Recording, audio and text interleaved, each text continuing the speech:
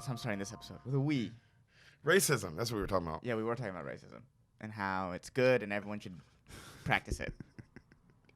It's like social distancing. It's something everyone should practice during the pandemic. Wear your mask. Say the N-word. You can do both. Yeah, and if you're in a crowd, no one could know it's, you can get away with it. No one might know it's you. Yeah, there you go. Look at you. Yeah. Thinking futuristically. Yeah, the new world. New world, new rules.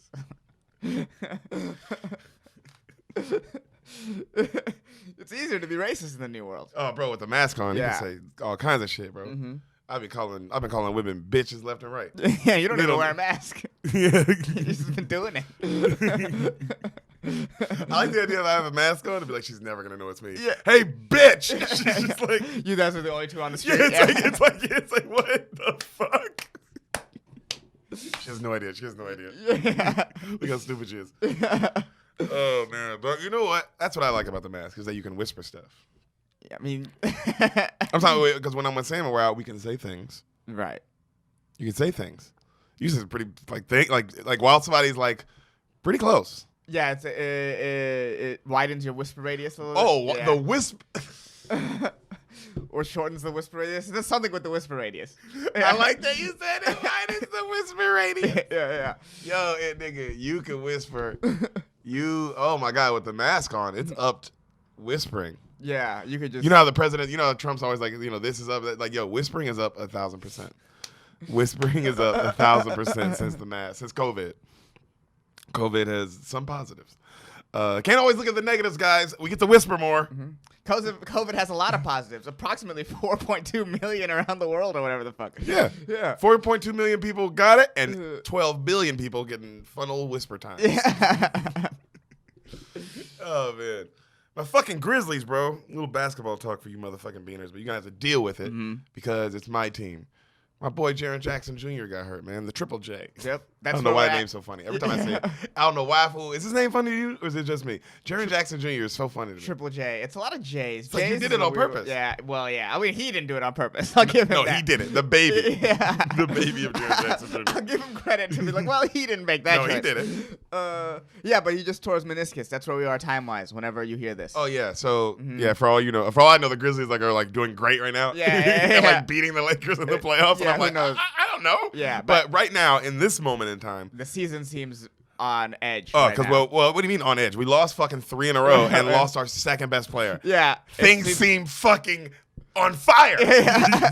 Things don't seem on edge. Imagine if this was the Warriors, bro, and y'all lost 3 in a row and Clay got hurt, you would be like, oh, things are going downhill. Yeah, this is bad. I don't know what to say about this. Yeah.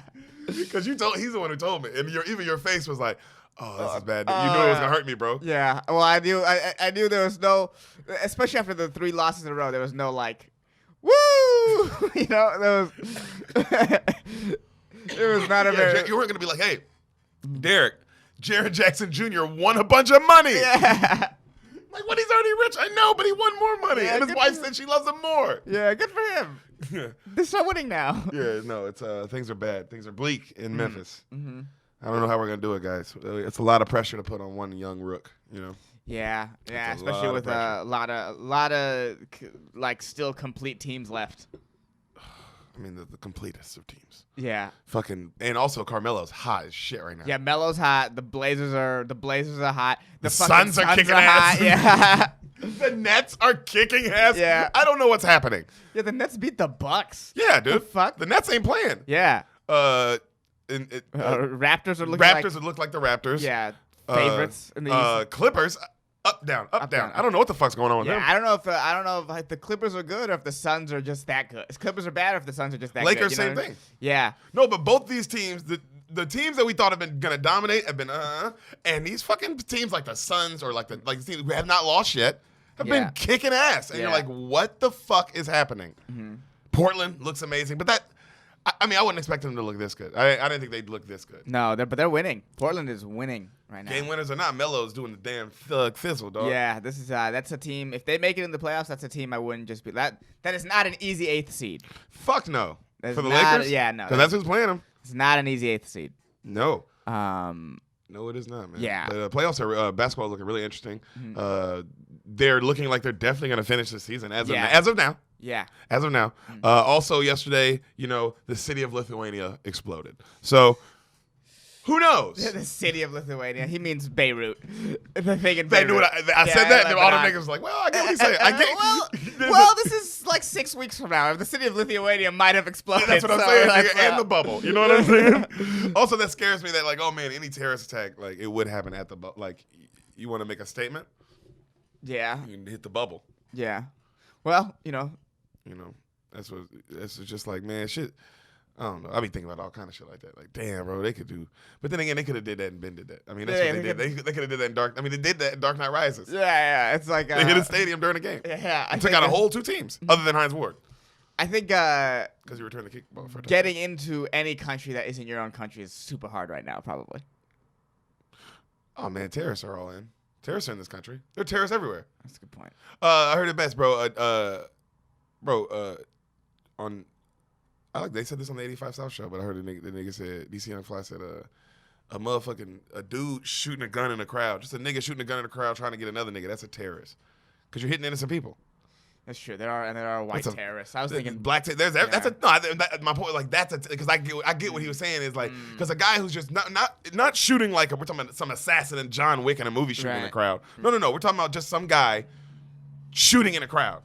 That's a fucking terrorist, bro. You can hit anyone. Yeah. That's the point. Is that you can hit anyone, and that's it's just like. And people are mad about the kneeling, and that could be like This is Bob Cousy's league, and then he blows up the ball. Not my koozie. That's what he says. No, that's not funny. Guys, I'm sorry I'm laughing. I'm not condoning this Bob Cousy. But who is this terrorist? All right, are you envisioning the guy seeing this old guy with an old Celtics jersey on? Make America koozie again. And it's like, what the fuck does this guy stand for? Yeah. Like, he just stands for Bob Cousy? Bob Cousy. Like, Bill Russell was on that team. And he's like, he loves Bill Russell. It's like, what the fuck is happening? No, he's a Boston guy from that time. He definitely did not love Bill Russell. No, they love Bill Russell. Did they? Yeah, Boston loved Bill Russell. Isn't that why he hates Boston? Yeah, but you don't think, bro? There was some white people who fucking worship Bill Russell for motherfucking sure. Yeah, I'm sure. Don't get me wrong. There's gonna be a sect of people who are gonna be racist. Yes. And I'm saying Bob Cousy guy is racist. No, I think Bob Cousy guy's a legit fan of the Celtics. Loves Bill Russell. Loves Paul Pierce. It's like not like loves Jason Tatum. Well, just, I guess this is where we differ because I refuse to believe. No. I like my terrorist more. He's sweeter. Yeah. Because my terrorist is confusing as fuck. Yeah, that's a fair point. Make America Cousy. Make America Cousy again. All right. Something's wrong with you, man. Yeah. I mean, just look at my hair. Before we talk about the movie they came to see. I don't give a fuck what they came to see. Yeah, you do. That's why we do this. If you didn't give a fuck, we wouldn't do this podcast. So. Yeah, but that's so funny what you said. Yeah. And now I'm like, damn, bro, what if I was like, yeah, you're right. Yeah. You're right. I have to give a, I definitely gave a fuck. Yeah. Before whatever you clicked on, we got to talk about Bill and Ted's Excellent Adventure. Not the new one that's coming out. No, that you're like, why? That's called. That you're like Bill and Ted's Excellent Adventure 3. Is it? Yeah. Okay, that's lame. Because the second one's called Bill and Ted's Bogus Adventure. I thought they give it. This one's called Bill and Ted's Excellent Adventure 3. It has some other kind of name, but that's like the fucking. That's the fucking thing that you see. I enjoyed the movie. It's like I got high. You're talking about the first one. Yeah. I got high. I watched the movie. You're high again. Yes, of course. It's like I had to watch the movie high. It was one of those things where like I was watching it and I was like, damn, this movie, it's fine on your own, but it's made to be seen with other people. Yeah, it's made to be seen in a movie theater. Movie theater or like just like a bunch of stoned friends where you guys can just like laugh and be like, damn, I can't believe they're doing all this weird shit with time. Oh, of course. Yeah. Like they be like, you know what I mean? It's like it's not a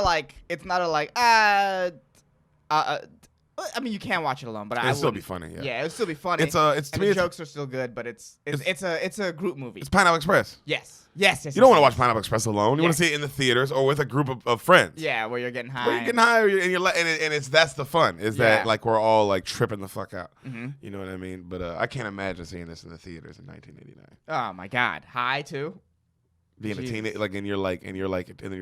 Mm-hmm. You're like 21, 22, so this is made for you. This would be one of your favorite movies. Yeah. If you saw it like in those situations. Which is why I guess it is a lot of those people's favorite movies. Yeah, that's why people talk about it so highly. Then again, it's like if you asked me to talk about Pineapple Express, I'd give you the exact same thing. I saw it in the theater with friends. It was the best time ever. Theater was packed. You know what I mean? Yeah, it was like all the things. You know what I mean? You had fucking James Franco and Seth Rogen. You know? It was, this is one of those movies where the experience around you is a part of the movie. It's fun. Yeah. I enjoyed it. There's a couple things that I noticed that were like, like how I kept on saying. God, I was hoping you were about to say there were a couple problems I had with it. Oh, And they were yeah. like, yo, what are your problems Yeah. with Bill and Ted's Excellent Adventure? Yeah, I mean, it is what it is. You can't. It's one of those like if you find problems, you're sort of looking for problems. It's like, why'd you watch it? Yeah, or you're like a critic that's paid to look for problems. One of those. Which is a very interesting thing to be like, man, I can't believe I have to look for problems in this movie. And I Yeah. can't. Or you could not, because a critic could just enjoy it. Yeah, I mean, I was curious as to what it got on Rotten Tomatoes. It got 80%. That's very good. Yeah. For a stoner movie? For a stoner movie, it's very, very good. 80% is insane. Yeah. That's better than most dramas. Yeah. Like, if we're being real. No, just a couple things I noticed that were like, because I kept on saying in the episode, like they would make these jokes that were ahead of its time, or like there's things about it that are ahead of its time. Couple things I noticed too. The sheriff dad, or the cop dad. Sheriff Dad. Yeah, is wearing an NRA jacket. Bang, bang, bang, bang, bang. Which is It's a chopper. Yeah, and then during the history presentations, the first presentation is all about how the gap between the income inequality between the rich and the poor is widening. Oh, is that the black girl? Yeah. Yes, I knew she was saying some dope shit. I couldn't remember. She was saying some real shit. She was saying some shit that definitely applies to now. That 100% applies to now. Also, yo, what was that history lesson in front of the whole school? Yeah, what is that all What about? the fuck was that? Yeah. The three. Yeah, what's going on there? Hey, because Hassan, if you're not in that class, aren't you like, why the fuck am I here for this? Yeah. Well, I think it's I mean, to be thankful at the end that you saw Abraham Lincoln and stuff. Oh, I mean, Right. like I said, that's still even if they were actors, that's still the best history presentation of all time. No, yeah, Yeah. because you would be like in your head, you'd be like, whoa, he got like some random dude to play Genghis Khan and Joan of Arc. You're Yeah. like, whoa, these motherfuckers went all out. Yeah. But before that, the whole time I'd have been like, I'm not in that history class. Yeah. I'm not. I take Mr. Jenkins. Yeah. Why am I here? Why am I here? This is so long. This is so long. That's what you're thinking, right? Yeah. You're like, what the fuck is happening? Yeah, I don't care that much about anything. Oh my god! I guess I'd be happy I'm out of class, but at a certain point, I'd be like, "What the fuck is this?" This is what made me laugh. The thought of this made me laugh. So they're bowling, and Napoleon is keeping score. That's so funny to me. That Napoleon would know how how a strike affects the next frame and how. That nigga tries to cheat. Yeah, he tries to cheat. He adds the one. It's also crazy. Like, oh, that's how they used to project bowling scores before TVs and stuff. They just had like an old school projector like we had in school. Yeah, it's cool. Yeah, that they don't use now anymore. Like our younger listeners would be like, "What the fuck are you talking about? What kind of projectors are those?" But our younger listeners. Yeah, we have no younger listeners. Yeah, we do. There's a couple. There's some younger listeners. Mm-hmm. There's a No, couple of my sister's friends listen to this, for sure. Go to bed. What? It's like I don't even know what time. yeah, they're also in college now. Go to bed. They can do whatever they want. No, they can't. Yeah, you definitely. Hey, Yeah. college kids right now Can't do anything. Yeah. Stay home. Actually, it's probably safer. Go to bed. Yeah. Okay. Thank you. I like how you came around for health reasons. Yeah, go to bed. Yeah, enjoy yourself. It's in home. safer. Yeah, it is safer. Don't go to school right now, because that is whoo. It's funny. No, that's not. No, No. It's funny how bad it is. It's Yeah. not funny. It's not funny what's happening. Yeah. Oh yeah. By this time, we're seeing the full effects of what's happening. Yeah, I don't know what's happening in y'all's world, but in But, our world right now, it's already not good. So yeah. I'm assuming. Actually, you know what? I'm assuming by the time this episode comes out, the world will be fixed, and I'll be 6'1". And that's Bill and Ted's Excellent Adventure. No, actually, I have one more thing to say. Wait, what? We can cut it there if you No, want. go ahead. Oh, I have nowhere to go. There's a virus. That's fair. Their future? Yeah. The future? Looks awful. Yeah. Big cult. They paint it as, you know what it's like? It's like it is like someone took the teachings of Bill and Ted and used it and morphed it to their own thing to control everybody. Yeah, I don't like that. You know what I mean? It's very cultish. It's very dictatory. I don't like that, man. There's no freedom of thought. And they're like, their whole thing is that like they had world peace and they got all because of the music, and it was like, yo, what happened? That future is very dark.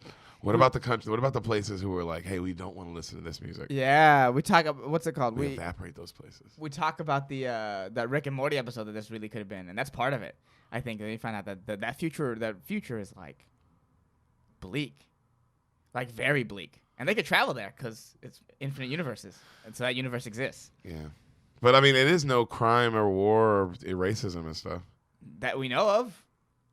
No, that's what they say. That's what they say. It's propaganda. I'll take their word. It's propaganda, bro. It is propaganda.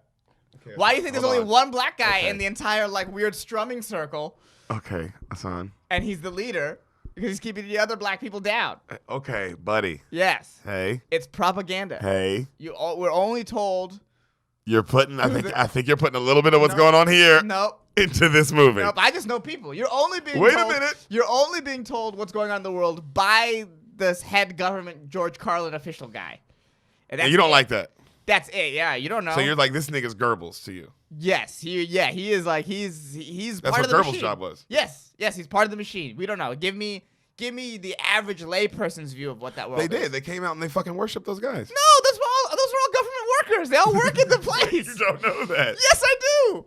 Well, okay, you have 3 leaders. You think the 3 leaders are going to let the regular people just come around them? We don't know this world's perfect. Never in the history of this. Have you seen Game of Thrones season 6 or 7? Yeah, depending when. When the kings just let the common people hang about. The new king is the common guy. Cersei has to kill that nigga. But I mean, their world could be that. But even then, he had to be surrounded by people of the fucking Order of the Sparrow. It wasn't just the common people. It was the people who bought into what he was selling.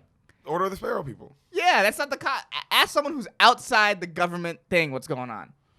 So Hassan wants to go to Bill and Ted's Excellent Adventure Universe. Yeah. So he can find out what the whether they were is dealing with. Because that's how you feel. Yes, that's how I feel. Something is off about this universe. Something is very off about this universe. And it's my job to get to the bottom of it. I gotta study all Bill and Ted canon to see what's really going on. Yeah, because you think it's some dark shit. There's some dark shit. There is some dark shit. You're a fucking Alex Jones in this. There's some dark shit. And the earth is flat.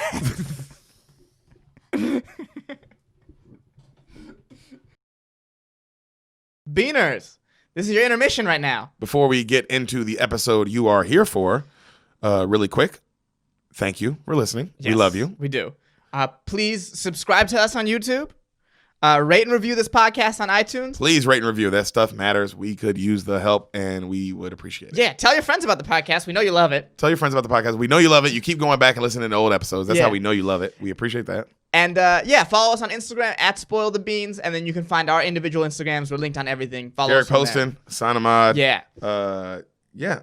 Oh, and shout out to Greg Scamato for making our theme music. If you want some more samples from him or maybe help from him, check out gregcanhelp.com. Yep.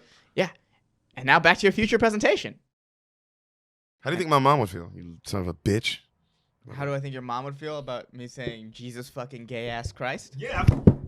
Damn. See, that's what Jesus said. Jesus was like, not on my watch. No, well, he did that to you, and I saved you. So no, he did that to me. Right. He did that to me because of some other shit I did. Don't worry about that. We're back, by the way, guys. Oh, they know we back. Yeah. If they didn't know you back, then you're fucking weird and retarded. Yeah. What do you think this is? We edit this. How would we not? Hassan's gay. What's up, buddy? Nope. Hassan, you want to pay the bills? Yeah. Derek, do you like Instagram? Yeah, it was crazy. Yeah, it was really crazy. You like Instagram? Do I like it? I love it. I want some more of it. Oh. I tried so hard It's a country song. Okay, I thought you were gonna keep going and sort of flip that into following Darren Bates on Instagram. You better follow him. You better follow him. DARENBATES. Follow Darren Bates on Instagram. He's a football player. He has a podcast coming out called The Raw Room. It's out now. By the time this will be out, it'll be yeah, because they just filmed the first episode. You're right. Check out The Raw Room. Raw Room, baby, The Raw Room, available on whatever platforms it's available on. It ain't out yet, so I don't know how they're what they're pushing it on the heaviest. But by the time this comes out, you will. Just go listen to it. Go follow it on all streaming platforms, but mainly go follow Darren Bates on Instagram, and then you'll know all about The Raw Room. And if you love sports, it's for you. These are two fucking an Auburn stud, an LSU stud, and they're gonna have great guests and they're gonna talk football. So if you love sports, it'll be everything you want. DARENBATES Weslin_son56. Follow him. Follow him. The Bean sent you. Tell him the Bean sent you, and go listen to The Raw Room, guys. Yep. Hassan is a beautiful name. It is. It's a beautiful name for a beautiful girl like you. Okay, not a girl. You don't know. Not really. You don't know what you're gonna be though. You terribly could transition into anything. No, I never have felt like a girl on the inside. But you don't know what you're gonna feel like in 5 years. That's the whole point of life and gender fluidity. Is that you don't know. Be fluid. Man, I guess flow you're like right. the water. I guess you're right. You can't argue. You can't argue with these people. You can't so argue. just flow like water. Okay. So maybe one day I will be a beautiful girl. You are, yeah, dude. Maybe one day you already are. Okay, time's a circle. I forgot. I could. Yeah, I am. And circles are squares. Okay. And squares can be whatever the fuck they want to be, bro. Oh, because they're fluid. Yeah. Oh. It's all fluid, baby. Okay. It's all fluid, baby. Okay, I feel it. You feel it? The fluid, baby. You a woman now. Look at you. Yeah, What you want to be? A woman or LeBron James? You can be what you want. This is my lady dance right here. You can be anything, dude. Yeah. You can be a cheetah. I could be a cheetah. I would. You know what? Nah, I don't want to be a cheetah. Yeah, it's a hard life, nigga. Yeah. It looks fun, but that's still, you ain't top of the food chain. Yeah, any Serengeti animals, I'll pass. What's a Serengeti animal? It's like any animal that lives in it's a Anything place from in Africa? You racist, fool. So it's just because they're black? No. It's because they're around black people.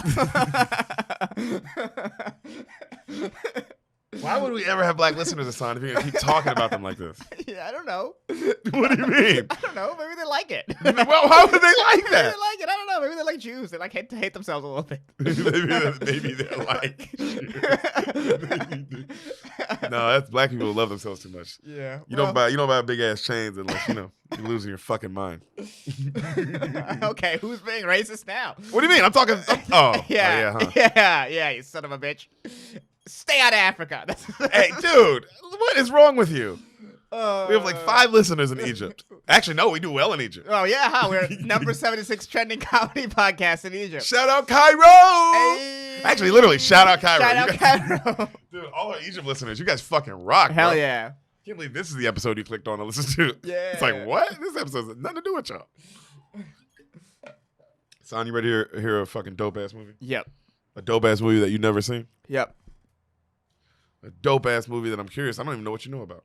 Okay, I'm curious. But before we get into it, can you do your boy a motherfucking fizzaver? Okay, what's this fizzaver?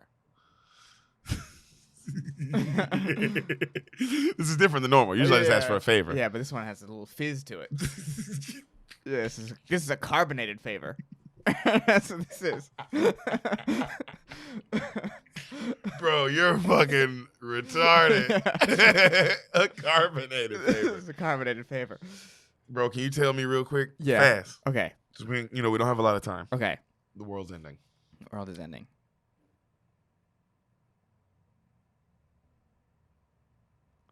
Jesus Christ. You look broke there for a second. I wanted them to be like, did it pause? Did it break? You look No, we're broken. still here. Hey, tell me what happens in the movie you've never seen. Cold Mountain. Oh. Huh. I don't know anything about this movie. I think it's about war. And it's about a mountain where love is found. but straight love, not gay love. This is Cold Mountain. Maybe it's about like, you know what? It's about like a Union soldier during the Civil War, and he's stationed in Confederate territory, and they're advancing, and he falls in love with a girl from Confederacy, and you know what I mean? Don't you dare describe Pocahontas to me. I'm not describing Pocahontas. Okay. Yeah. And then she paints with all the colors of the wind. and then he has to, they have to navigate that relationship because, he ends up like, he can't bring her back. She can't go with him. And it's just like a snapshot into their lives in this moment where they're together. And maybe this is before a big battle. A battle before, like, and then he goes off and he dies and she lives her life. So this is kind of like Pocahontas meets Titanic. In that sense. Yeah. That's Cold Mountain.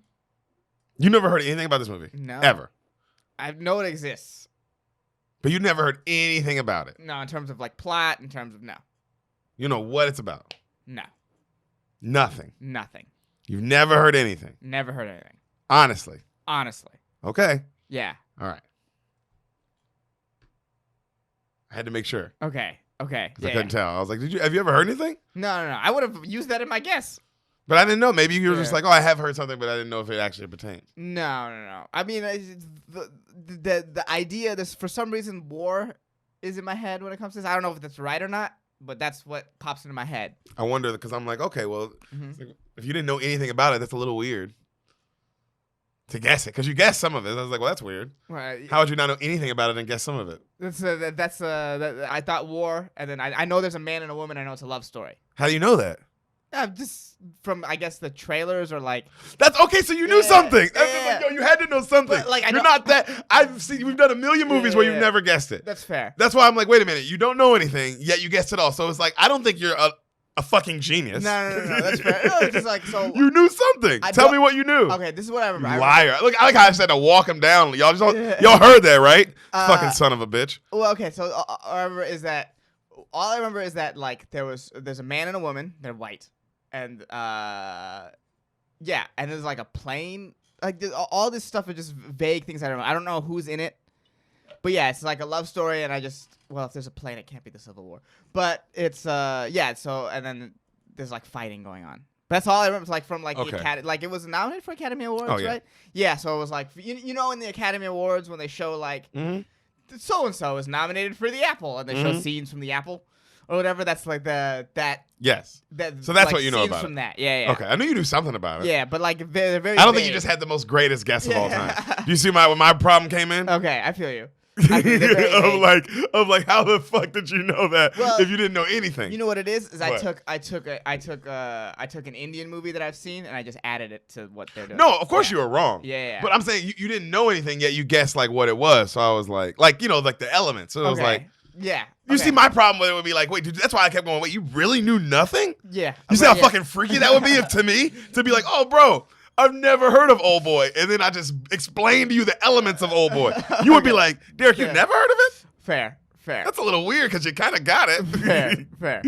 Consider, you didn't know Hardball and you thought it was a fucking movie about corporate shit. Who knows if I'm wrong? No, I would guess we've done too many episodes now. I've seen you be wrong. Yeah. I've seen you not know what it's about. Right. That was like, oh, that was kind of spot on.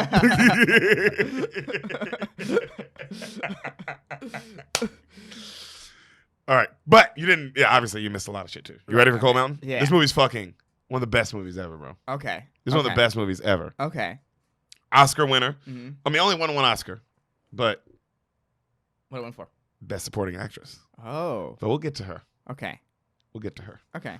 Everyone's in this. Okay. When I say everyone, that many people. Okay. Credits roll over water. Mm-hmm. Like, this is all you see the credits going over water, right? Soft piano playing. Voiceover. You gave that to me. I don't know how you made me do that. Dear Mr. Inman, I began by counting the days and the months, the hoping that you will return to me. The silent fear that in the years since we saw each other, this awful war will have changed us both. We see a mountain. Cold Mountain. Okay. Okay. You see subtitles come up. Near the end of the Civil War, Mm. Northern troops lay explosives under Southern defenses. We see the men doing this, like laying these huge explosives under like the defenses, right? We see a gigantic Southern battalion. Okay. I mean, huge, bro. This is huge. Mm-hmm. This was, excuse me, the siege of Petersburg in Virginia, July 1864. Okay. Give you a little, because you're a history guy and you know war stuff. I don't know the siege of Petersburg, but I know at this point it's clear that the Confederates are losing. You know what's going on? Yeah. Okay, well, see, that's what I'm saying. Yeah, you know what's going on. That's why I want to give you a time break, because like, you actually might know what's happening. Yeah. But yeah, you're 100% right. That's exactly what's happening. So the Southern troops, they're chilling, right? They're just chilling. Right. They're just fucking chilling. They don't, they're just fucking vibing. They have no idea that the Northerners are literally laying bombs under them. Oof. As they're awakening. Chilling. Okay. Yeah. We see a young kid running around. He's grabbing shit from troops, right? And the camera's like following him, right? And he's going through the whole battle area, and then we see our motherfucking lead, Jude Law. Oh, whoa! Nominated for Best Actor, didn't win this year. Whoa! Could have definitely won. He fucking destroys this. Yeah, this was Was this the time when Jude was just sort of dominating everything? Yes. In terms of this was 2003. Yeah. Yes. Yeah. He was that nigga, and this movie put a double stamp on it. Yeah. Because he is that nigga in this movie. Yeah. All right. He sees the young kid going by, and he knows him. He's like, "Oh shit, that's Oakley," and he tells his boy he's got a homie who's a Native American dude. Yeah. Right. What's the most recent movie he's been in that you can think of? Sherlock Holmes, the Sherlock Holmes series. But I know he's been in more than that. Yeah, that's the most recent. But I know he's been in more than that too. He's been in something else recently as well, but I can't. If somebody told me, I'd be like, "Oh, fucking yeah, that." Yeah. But the dude's been in everything consistently since always. Yeah. But there was a time when he was just fucking the lead and everything. Mm-hmm. He was Oscar nom. Yeah. You know what I mean? Best leading man in this. Like, yeah, he destroys this shit. Mm-hmm. So, he's talking to his homeboy about, man, how the little kid he sees running around getting stuff is way too young to be here. Right. Way too young to be in this fight. He's a young kid. Soldiers are chilling. He's looking at a picture of his bitch. You think that's how he said it? That's exactly what he said. Yeah. We didn't say anything, but that's how he felt. He was. And then he meant that shit. Like, he was looking at that shit. He's staring at it like a man in war would do. And it's our lead woman, also nominated for an Oscar. She was the one doing the voiceover in the beginning. Okay. Nicole Kidman. Okay. She destroys this. I want to see who beat her, because she, in the 2003, we'll look at it later. In 2003, because the whole movie is this. Okay. I thought, I was like, man, I think there is somebody who beat Jude Law for Best Leading Man in 2003. I can say maybe he lost, but I was like, man, I wonder who beat her, because she destroys this shit. She's that good. Okay. But who wins Best Supporting? It's like, oh, no shit. That's how good she is. But that's how good everyone is in this. Okay. So he's reading, like, he's got a bunch of her letters, and he's reading more of her letters, and then he hides them in this book he's got. It's like a beat up ass book. Okay. Right? You see the Northerners lighting that motherfucking bomb under them niggas, and they taking off running under these tunnels they got. You know what I mean? They're sprinting out, right? The Southerners, you see this one guy like chasing a rabbit, and he's trying to catch it, and all the Southerners are like laughing. You see Jude Law, he's kind of smiling, and as this happens, Wait, Jude's a Southerner? Yeah, they're all Southerners. Okay, they're all Southerners. Remember I told you the Southerners, he's part of the chilling guy. They're I chilling. thought he was The with Northerners the are motherfucking about to go to war right now, and they don't know, like, about to attack these niggas. Right, okay. So as the dude, the dude I said, the dude was running around chasing a rabbit. Like, everything slows down. The shot's amazing, and the ground goes like, you see it like in slow mo, nigga, like builds up, and he's like, and then it explodes. Right. This shit wipes out everyone, nigga. You know what I'm saying? Just everyone, bro. Everyone. And you see, I want to know. Damn. I want to make sure I didn't skip that. War's crazy. War's fucking crazy. Oh, by the way they show this shit, like, incinerate people. Nuts, nigga. Nuts. You know what I'm saying? You see just like the motherfucker is shredding just bodies and shit. We see our boy Jude Law fly back and land. He's out.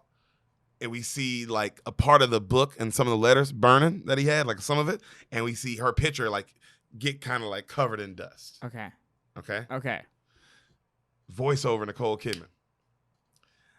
I was so happy to come into this into this new town, this new life. I was just really just happy to escape Charleston. The slavery and all the stuff was getting so bad there. I didn't want to be a part of it no more. You see her coming into Cold Mountain, North Carolina, 3 years prior. Okay. Oh, damn. So we're about to see this love story. We see Jude Law. Bro, we're about to see some shit. You have no idea. I can't. This movie. Oh Oh, my God. Fuck. So we see Jude Law and his homie. Mm-hmm. Right? Talking about, like, going to war, killing Yankees and all this shit. They're Southerners. Fuck them. While they're working on this house. And they want to keep their slaves, man. Yeah, exactly. Yeah. They're working on this house. That's what it's about, by the way. Of course, y'all better know that. Hey, everyone who says for states' rights, Fuck out of here. That's a crazy person. The first people to secede was South Carolina. Read their secession. The first sentence is about slavery. So fucking stop being retarded. Anyways. So he sees Nicole come into town. Our boy Jude Law, who's working on this house, right? He sees her, like, not coming to town, but he sees her, like, riding on the buggy, riding by. Right. And she's with her dad, Nicole Kidman. Her dad, you seen The Hunger Games, right? Yes. Her dad's the motherfucking evil president. The guy, okay. Yeah. The leader of the Capitol. President Snow. Yes, him. Mm-hmm. Leader of the Capitol. Him. Yes. That's her dad. Okay. Donald Sutherland. Jon Snow. Nope. Jon Snow. He knows nothing. He does know nothing. Arg. I think that's how it goes. Where are you? Where's your brain? So they're dressed off, like, she's dressed super fancy. Right. They look really nice. Okay. Very well to do. Okay. Other women are talking about how beautiful it is. She is bad as fuck in this, by the way. She looks, gorgeous. Mm-hmm. And this old lady comes up, this old lady named Sally. And she's talking about how beautiful she is, and how you could probably get any one of those boys, especially a certain one, to plow my fields if you asked, like to clear my fields. And then she's like, you stop, whatever. And she's like, well, there's one boy who's been really pressed about you since you got to this town. And then she smiles. And she, like, looks up and it's Jude Law. And he's just kind of looking at her as he's working on this house. She walks over and she has, like, some tea. She's like, hi, I'm Ada Monroe. Good morning. And he's quiet and he's like, I'm Inman. I love a lead that don't talk much, bro. This is our first time you haven't really heard heard him say anything. You're right. Other than he's a little too young for war. That's like, he didn't say much. He just said that. She's like, just Inman? Like, she kind of laughs and he's like, WP Inman, but people just call me Inman. And then his friends are laughing. They're like, holy shit, Inman speaks. Like, because he never talks. Right. She offers him a glass and then he's like, thank you. And then she's like, what do you do? He's like, I work wood and I hunt. And she's like, well, can you clear a field? And he smiles. He's like, yes, ma'am, I can. And then she tries to, like, start flirting with him. And he's, like, super shy and, like, he don't talk like that. Right. And this nigga just walks away. He's like, thank you for the tea, man. He leaves, right? Mm-hmm. So, cut back to, we see our boy waking up after the bomb. Okay. Oh, so we're doing this whole back and forth thing. Oh, yeah. Okay. One of those kind of movies. Okay. So, the fields are burnt. He's coughing and shit. Dead soldiers everywhere. Mm-hmm. Everywhere. He grabs the picture of his girl and, like, what's left of his book and all the letters and shit, and he, like, bundles them up and puts them in his pocket. The young boy from the beginning, remember the young boy that he saw? He's still alive. And he's, like, standing up, and he's looking around, and he's covered in ash, and they're all covered in ash. And he looks over, and nigga, the enemy, the North, which is funny, but they're in this situation, they would be the enemy. Yeah. Are, like, full guns out, coming right at him. Ooh. Like, oh shit. And the little boy sees this. He's like fuck. You know what I mean? Yeah. They got the American flags and shit. They got the Southern Confederate flags. Yeah. These motherfucking Northerners hit like a mound. They built the Southern troops built like a mound. Like, to get up is this mountain, and it's like mud, and you can't really climb it. Right. And we're talking about thousands and they planned on winning on this one. Right. And bro, now they're trapped in this, like, little pocket of mud. And the fucking Southerners are like, oh shit.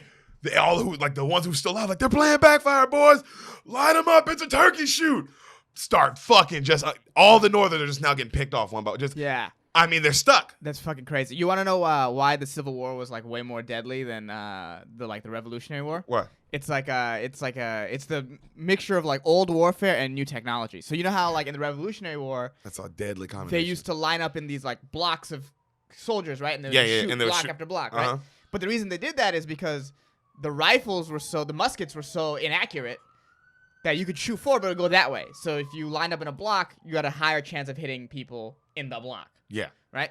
So in the Civil War, they did that shit. They lined up in blocks and stuff, right? But rifles now were grooved on the inside. They had the spiral, so the bullet always went straight. Yeah. So the Civil War was really deadly because everyone was in these old warfare techniques. Getting picked off constantly. It's fucking wild. And nigga, when I say these motherfuckers was getting picked off. They were getting picked off. Fucking crazy, dude. Easily, too. Just pow. Crazy. Pow. Pow. And it's lots of substance. I mean, don't get me wrong, the bomb, like, if they would have been able to get through, they'd have killed him easy. Yeah. But in this situation, they're getting fucked up. Fucked up, like real bad. Right. You know? And, way down south in the land of traitors. Man, TikTok is always relevant. So Jude Law is just watching this. He's not even shooting. He's just like, because this is a fucked up. I mean, this is just like, this would be crazy. You're just like, oh my God, bro. I'm just seeing humans getting picked off like this. PTSD from these wars. Oh, Lord. Fucking nuts. So the like the South is killing their will, and as he's watching, one guy's finally able to climb up the mud, right? And he comes right up on Jude Law. Jude Law and him start fighting. Jude Law's able to fucking kill this nigga. Okay. Like has to stab him to death. As he's doing that, he looks over and he sees his young homie. Remember the young homie? Yeah. Fall down in this pit. Oh, all right. He's done. And he's like, young homie dead. Oakley. Bro, the young homie's killing niggas, though. The young homie's doing what he's got to do to stay alive for a second. Yeah. You know? And then right then you see him get stabbed. with the point of one of the rifle. Yeah, right in the stomach. And me and Lasan learned how them bayonets wasn't fucking to be played. If you got stabbed with them joints, the reason they fucked you up is because on the pull out, they set up the way the knife was pulled out, so when it pulled out, there was no way to sew that shit back up. Yep. The triangle tip. Yeah. Mm-hmm. So now you can't sew that shit back up. Fucking crazy, bro. Old warfare is fucking brutal. There's something to be said about just having your head blown off in new warfare. Oh man, versus like this and then pre-vet with like arrows and shit. Arrows and swords. Oh my god! And what about like the area Vietnam, the chemical warfare, like when they were doing that shit to each other? Yeah. Oh god. Yeah, Jesus. The fuck is wrong with us? War is just we suck. Yeah, we suck. We suck. We do that. That's our thing. Yeah. And lions ain't setting up strategies against tigers, nigga. You know, like that's us. Yeah. So calling the tigers gooks or whatever. The fuck. So they can just get some oil or some shit. Yeah. Like what is going on? You sand tigers. Yeah, you said we have to get rid of them. We have to. Yeah. They terrorist attacked us. They hate our freedoms. And the lions really set up a terrorist attack against themselves. And it's like, oh my God, the things these lions are willing to do to kill tigers. I know, it's insane. Lion Cheney attacked his own people. Lion W. Bush, what are you doing? What is happening, dude? Well, the other lions in like Lion City and Lion Diego are just trying to chill and lion surf. Yeah. Oh, lion life. Anyway, we see Oakley getting choked, getting trampled on, because he fell, he got stabbed. He's getting kind of stepped on in this horrible pile. Our boy fucking jumps down. Okay. Emmett ain't I told you he don't play. Okay. Oakley fucking jumps down, gets him out to try to save a nigga, kills a couple guys. The Native American homie sees both of them. Remember his best homie? He jumps in for both of them niggas. Okay.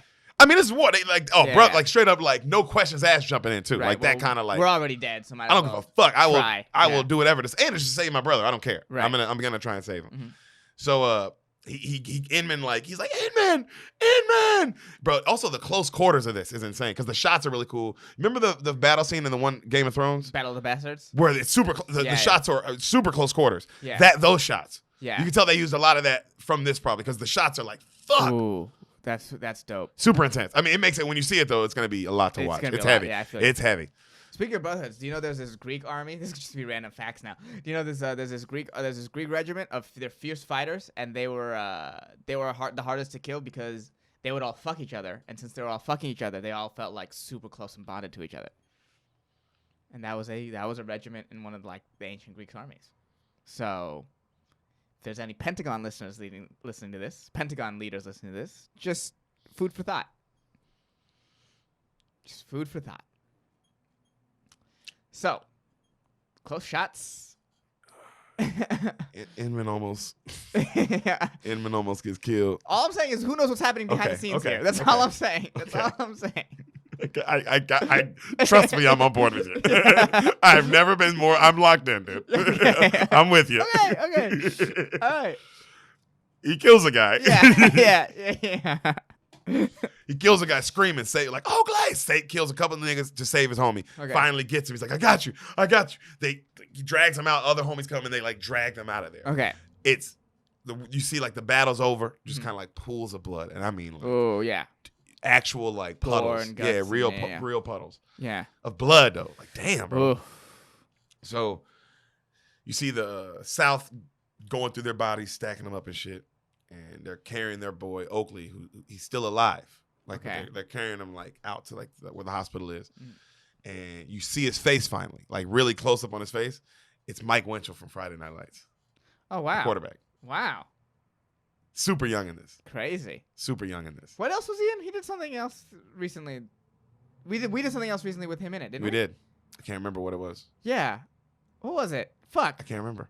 Fuck. Derek, what was it? They'll let us know. Yeah, I can't remember, but I'm sure that their beaners are like this, and they're just screaming, "It's this!" We did it during quarantine. I think we've done it in this room.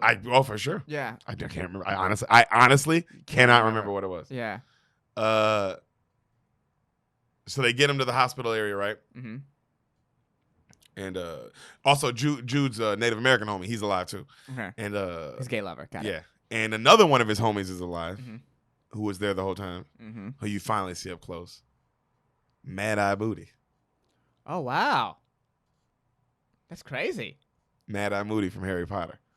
How close to Mad Eye Moody does he look? Obviously not that. Looks close. just like him. Just like him. Yeah, or also from if you've seen Gangs of New York, the nigga from the beginning.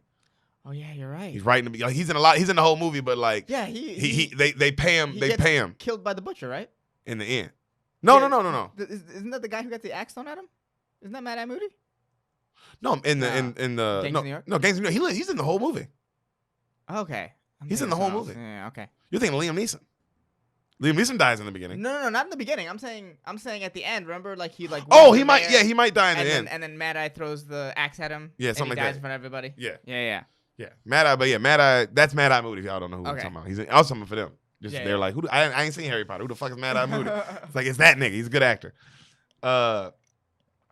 He's also Mike homeboy's homie, Jude Law. Okay. And he plays the fiddle. Ooh, fiddler. All right. And Mike Winchell's dying, and he goes, "Can you please play me something sweet?" And the guy goes, "I only know a few tunes, man. I'm sorry. You know, I don't know anything sweet." And the guy begs him, like, "Please, bro, can you please just play like the sound of like something? Play the sound of something soft." Okay. You know what I'm saying? Okay. And he's like, he says no. He's like, I don't. And he's about to say like, I don't know how to again.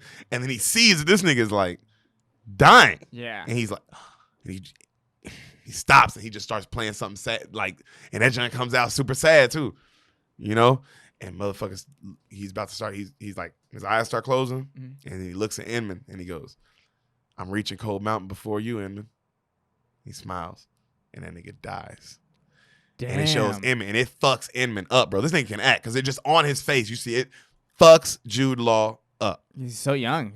Fade out. Yep, super young. Fuck. Back in time. Okay. Back in Cold Mountain 3 years earlier. Okay. All right. We see Inman clearing fields for that old lady. Okay. Remember Nicole? Yeah. Nicole Kidman hooked that up. So the old lady comes out. She's like, "Thank you. I can't believe you got him to do this with you."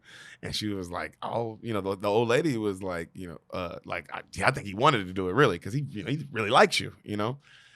And she's all happy. And then she leaves. And when she leaves, you can tell she's playing the piano on this buggy. Like they set it up where like you can play. It's really cool. Like, damn, I bet they had those. Like it looks really cool. And then they like you see her cut to a fancy like uppity party and she plays the piano like beautifully. Like that's what she does. Okay. Like she beautifully plays the piano. Her father's the minister of the whole town. Okay. All right, that's a big important job in these kind of towns at this era of time. Oh yeah. Okay. Oh yeah. That's very important to know that that's an important job in this town at this era of time. It's like politically. For all the reasons in the town, right? He would have a lot. He holds a lot of sway. He could tell people how to vote. Yeah. Okay. You see, you're already for what's going to come to play later. They need to know that. All right. So there's politics involved. It's the Civil War. I was about to say what? Yeah. Oops. It's all fault. Oops. Yeah. So, Jude, he's watching from a window outside as she's playing to the uppity people. While she's playing for the uppity people, we see another guy come in to watch. Mm-hmm. You seen The Departed? Yes. Remember the number 2 from Departed, Mr. French? Yes. Jack Nicholson's number 2? Yeah. Oh, what's his name? He's in this. I don't remember his name, but he's in this. Okay, Mr. French. His name is Teague in this. T? Teague. Teague. Like Jeff Teague. Okay. His name's Teague, okay? Okay. This nigga ain't, all right? You see him from me. This nigga is just like Mr. French. Don't fuck with this dude. Okay. Okay. All right? You can see it immediately. Okay. He looks pissed at the preacher. And you find out apparently he hates the preacher because the preacher has all this sway on the town and he believes it should be his town because he's like higher up, you know what I mean, politically and He's like a political but he's player. on the other side. Okay. So if he's a Republican, he's a Democrat. Okay. You know what I'm saying? So Okay. he hates the preacher. Okay. All right. Kidman, while this is all happening, she goes outside and she talks to Jude and she asks him, hey, are you going to enlist? You know, and then Jude says real cold, if there's a war, we fight. Like, that's what you do. Like, what do you mean? Damn, yeah. What do you mean am I enlisting? Like, if there's a war, you fight. I don't even know what question that is. It's like, damn, bro, that is that time. That's still that era of like, where it's like, oh yeah, that's just. And he's like a poor guy? Yeah, I mean, but he at least has a skill. Like, he is a wood, you know, he does woodwork and he hunts. Okay. You know, so they're kind of talking. And he doesn't know how to talk to her. She's trying to flirt with him, but you can tell he doesn't really know how to talk to her. It's just he's from that area. He doesn't know how to talk. He doesn't talk. Yeah. And he just starts explaining certain beautiful things, like how a hawk flies, or like how like you see like a salmon like jump out of the water sometimes, and like certain things. And he was like, that's how you make me feel. That's like the best way he can describe. Oh, bro, he can act, bro. Jude Law's I told you he's that nigga because it's way more poetic than how I said it, but that's what the vibe of it was. Like, I don't know how to tell you this, but this is the kind of shit I know, and this is how you make me feel. And she's obviously like, yeah, hook, line, and I saw sinker. your pussy get wet when I said, like, oh, that's nice to hear somebody say to you, like, damn, you remind me of beautiful things that happen on Earth. Yeah, like a hawk flying. Like, because you don't think about it until you're like, oh, yeah, that is beautiful. Yeah. So, back to the voiceover of her letters. It's been 3 years, Inman. 3 years. I remember your name. I still remember your name. You said I wouldn't. Like, that was like something, you know what I mean? And one voiceover. We see him. He's in the hospital still chilling. I mean, he's in like his platoon chilling with his Native American homie. A general comes in and gives them new orders. Okay. They got a new mission. They're going to go shoot these. There's apparently some northern scouts in trees. Whoop. They're going to go shoot them out and kill them. Okay. Right? Like a you know, pretty much like some Navy SEAL shit. Right. So they get a group together. They go on this mission. They go do it, bro. They fucking walk these niggas down out these trees. Pop. He kills a couple of them himself. Mm-hmm. They're running back. While they're running back, his Native American homie gets blown through the chest. Ooh. No. Everybody else is like, leave him. Edmund, just leave him. They're running. He's like, no. He picks him up. He's trying to save him. Bam. He gets shot through the neck. This nigga, bam, falls. Starts bleeding out. Fades out. Jesus. Bro, I thought you couldn't get this movie is so crazy, bro. What the fuck? Well, he survives this. Cut back to him at church. Okay. Right? 3 years ago. Yep. He's helping her get a bird out of the church. And it's just a really nice scene, really sweet memory, you know? And, you know, you see and then it fades out, fades back into him trying to breathe, blood coming through his neck. Yeah. Fades back into another nice memory of him going on a long walk with like her and her dad. You know what I'm saying? And on that walk, the preacher tells him like how the preacher's not into war. And well, you hear like all the side, like why T. You hear all the reasons basically why this T guy is not into the preacher. Okay. Because he's against the war, against this, against all that stuff. That, you know, war makes money. Like war, people view that shit way differently. You know. Oh, I guess y'all didn't know. Yeah. I do like the thought of some grown ass listener at home being like, war makes money?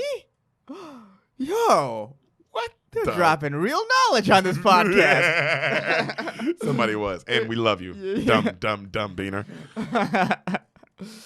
So, on that walk, though, with the preacher, he gives her a gift. Right. And she opens it up, and it's a picture of him, like, in his uniform. You know what I'm saying? Right. And it's, like, one of those first ever type pictures where, you know, he's like. Yeah, I think the Civil War is the first war that was ever documented by pictures. Yeah, those pictures where those niggas have no face. Yeah. Well, There's no smiling. Because they have to stand there for like 30 seconds. Yeah, they don't. Yeah, and they don't know what smiling is yet either. Also. Yeah. The smiling wasn't invented until the 1900s. Yeah, it was not. Yeah. But yeah, it's the first war that was documented. There's a great Ken Burns documentary about the Civil War. Shout out Burns. Yeah, shout out Ken Burns. There's like little to no reenactments. It's all just actual pictures from the Civil War because it's the first documented war. So while people they cut to them back at the church. Right. People are finding out while they're at church, North Carolina just left the Union.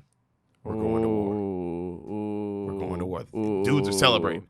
Yeah, we're going to war, man. Yeah. Let's go. Let's get these motherfuckers, you know? Jude and Nicole are just staring at each other like, oh, shit, this is...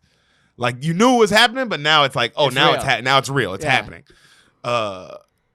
Jude walks outside, and, you know, people are chanting that they're going to war, and he smiles. And then she looks at him. She's like, well, you got your war. And she walks off. You know, and he's like, fuck. Like, you know what I mean? Like, damn. Yeah. So, right then, when this is happening, Teague rides up, and he talks about he's the new law in town. Because of the succession, whoop-de-whoop, he's been bumped up to he runs the town now. Okay. All right? Him and his boys. And then he looks at all the men like that are at the church. He said, don't you worry, fellas. While you boys are out fighting, we'll watch over your sweethearts. And him and his boys ride off. Ooh. So this nigga feels dark. He's dark. His energy is just like, oh, this nigga's terrifying. Yeah. So Inman looks at Ada and he's like, you might have been safer if you stayed in Charleston. You know, just stayed in South Carolina. And then she's like, but who's going to wait for you if I stay there? And he kind of looks at her like, damn. So cut back to Inman is now on a train, being trained somewhere, barely alive. Yeah. Like bandaged up on his neck. He's just barely alive. And like he's next to other niggas who are barely alive. You see a little boy run up and go, hey, this is what he was looking for. And they hand it to this like the doctor on the train. And then they put it in Inman's lap and it's the book with her picture on it. Ooh, damn. Damn. This is crazy. Dude, we haven't even started. Yo, Hassan, we haven't even started yet, dog. This is great. All right. We haven't met the person who wins the Oscar. I know. I've been thinking that. That's what I'm saying, nigga. We haven't even got here yet, dog. Yeah. Also, after the person we meet in the Oscar, there's another person in this who's probably my favorite actress of all time, and she don't come in until nigga even like on some Leonardo DiCaprio shit way later. Okay. This movie just keeps going. Okay. So, back in time, we see her giving him the book that he carries around with him at the war. Okay. So it's back in time now. She gives it to him, and she gives him. It's the day everybody's leaving. Okay. And she gives him the picture of him that he has. Okay. And she apologizes that she's not smiling. She didn't know how to hold a smile that long, because of exactly what you said. Yeah. And she goes, you could tell he loves it. And then she goes to walk off, and he grabs her, and he starts making out with her hard as shit. And he picks her up and starts kissing her. They start making out so hard, they fall to the ground. They damn near fuck, you know what I mean?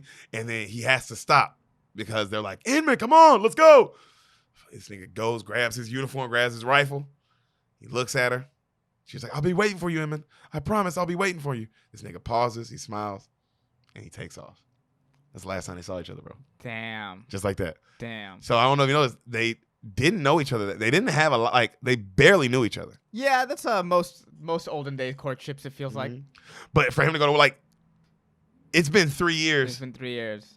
Okay? It's been 3 years. She's still writing him. She's still writing him. But I want you to know how long it is now. It's been 3 years, and we're at this point, okay?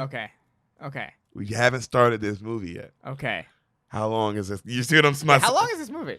Nigga, this is a cold mountain. This movie, 2.5 hours. 2.5, okay. And this story is the best. The title is, nigga, this is Life is a Cold Mountain. Oh. So, Teague, while he, like, all the men are taking off, the camera pans up and you see Teague and his men watching over, like, as all the soldiers are leaving. And they just look evil as fuck.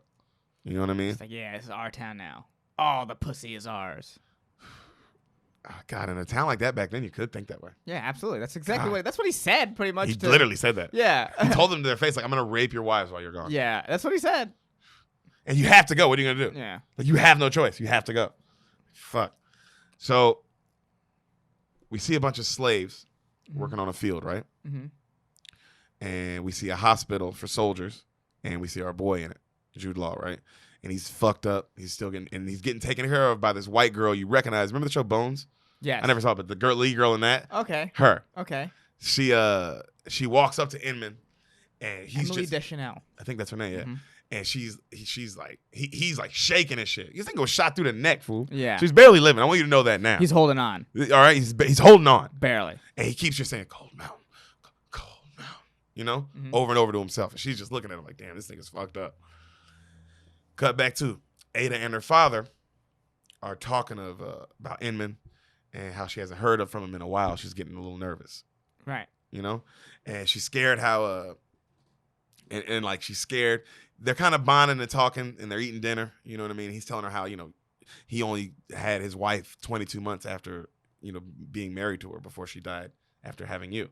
You know what I mean? Like that's their life. So she knows some trauma, you know? Mm-hmm. So they're eating dinner, and then he apologizes to her for like dragging her down here. And also he apologizes to her for not teaching her anything. She doesn't know how to do anything. She just knows how to be a fancy, beautiful girl and like play the piano. Okay? She doesn't know how to do anything. High society girl. Yes. Okay. And he's like, I'm sorry. He's like, I should have, like, it was just me and you, but I treated you like a companion and not like I was trying to raise you. And that's my fault, you know? And she's like, oh, you know, it's okay. They talk. And then she's like, man, I don't know how we're going to get through this winter. And he's like, we'll figure it out, right? And then she goes inside.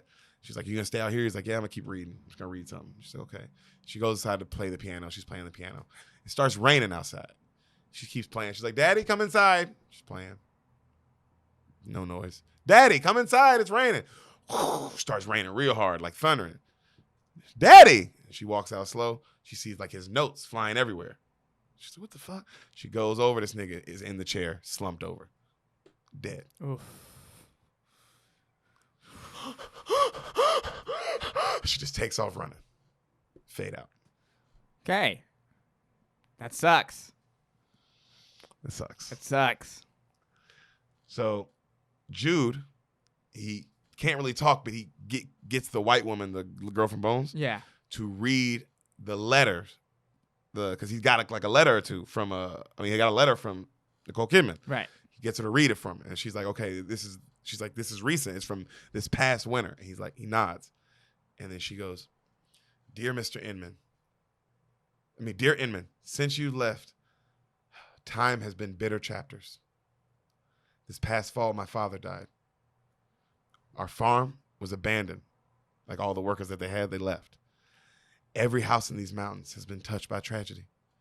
Each day, the dread of learning who has fallen, who will not return, and there's no word from you. And you see Nicole Kidman going through this while this lady's reading. You see her, like, the house that she had go to shit. That all her nice farm shit, go to waste through the winter. You know what I'm saying? Through the winter. Because she's alone. Nobody's taking care of anything. Like, You know, she doesn't know how to do anything. Damn, she kind of needs a husband. Oh, life's fucking cruel, bro. Yeah. You know, and her dad died. Yeah. Every day she goes and she gets and finds out, like, she sees other people finding out, like, their kids are dead. Their kids are dead. Their husband's dead. All this shit, but you know she ain't finding out shit. So she's just the dread of that. You know what I mean? Yeah. She goes, you know, I wonder every day, are you alive? I pray to God you are. Right then we see Teague overwatching her at the church, and he comes over to her and to Nicole Kidman. He's like, you know he ain't coming back, right? And he sits by her. He's like, look at me. And she's all beat up looking. She ain't fancy no more. Like, her face isn't beat up, but like her clothes, her hair, she ain't like got no makeup on no more. Right. You know what I mean? Like, she looks poor now. Right. And he's like, you know, I'm not nothing, you know. I'm somebody too. And then she gets up and she runs out like, this motherfucker's crazy. Yeah. This is also, he's talking like this nigga wants me. Yeah. Because that's the kind of talk like, damn, you think about me. You know what I mean? Yeah, it's very aggressive. Yeah. So in the letter, like, cut back to, it shows Inman. He's just sitting there listening, and she's like, the lady reads, I'm still waiting, as I promised I would. But I find myself alone and at the end of my wits. I find myself embarrassed. We see her old, like, you see back to Nicole Kidman. She's hiding in the house. House is all fucked up, dirty. Her friend Sally's knocking on the door. Hey, Ada, let me in. She's like, oh, she don't answer. And she's like, oh, man, she's done. Her house is fucked up. Like, and they're like, oh, she's just waiting on a ghost. I don't know why she's waiting on this guy to return. Her Sally friend, like, leaves some food and walks off. Right. And she just sits in the house, like, withering away pretty much. Yeah. You know? My last thread of courage is to put my faith in you, to see you again. I say plain and simple, Inman. If you're fighting, stop fighting. Come back to me, please. shows this nigga. He's not crying. This nigga's just going, breathing heavy and just nodding. That's what I was like, I got to know who beat this nigga for the Oscar. I mean, he's just, just like that's because he can't talk. Right. You know what I'm saying? Right. So we see him next day. He's coming out the hospital. His neck's all bandaged up. Mm-hmm. And he's talking to this old man. He can kind of talk now. And him and the old man is kind of dropping wisdom on him and shit. And he can tell that that he's about to desert. And the old man lets him know, like, hey, just so you know, they shoot men around here who take themselves for a walk. And Inman goes, I understand. He shaves his beard off, like cleans his hair up. He waits in the night. That nigga sneaks out and deserts. Damn. She said, come home. She asked him. Yeah. And it's like, they expect him to go fight some more after he got shot in the neck? Of course. Oh yeah, they're out of troops. They're in games. They're in survival mode. They pulled the goalie. They're trying to survive. Yeah. Yeah. And he knows it. Yeah. The old man in the conversation, the old man talks about that, like how you guys are just going to like fight for like somebody else's pride now because they're just gonna like we already lost. Yeah. You know. So that's why he's like, man. That's why he's like, but he could tell by the way he was talking. Like, homeboy's like, look, man, I don't give a fuck about this war no more. I did my part for the South. Yeah. My woman just told me she's gonna die if I don't come home. Right. I'm gonna go. I'm leaving. Mm-hmm. This nigga takes off. He's walking, mind you. Okay. So it's gonna be a while. And he has to hide. Nigga. The Carolina coast, 1864. You just see him walking. Okay. Cold Mountain, the same day.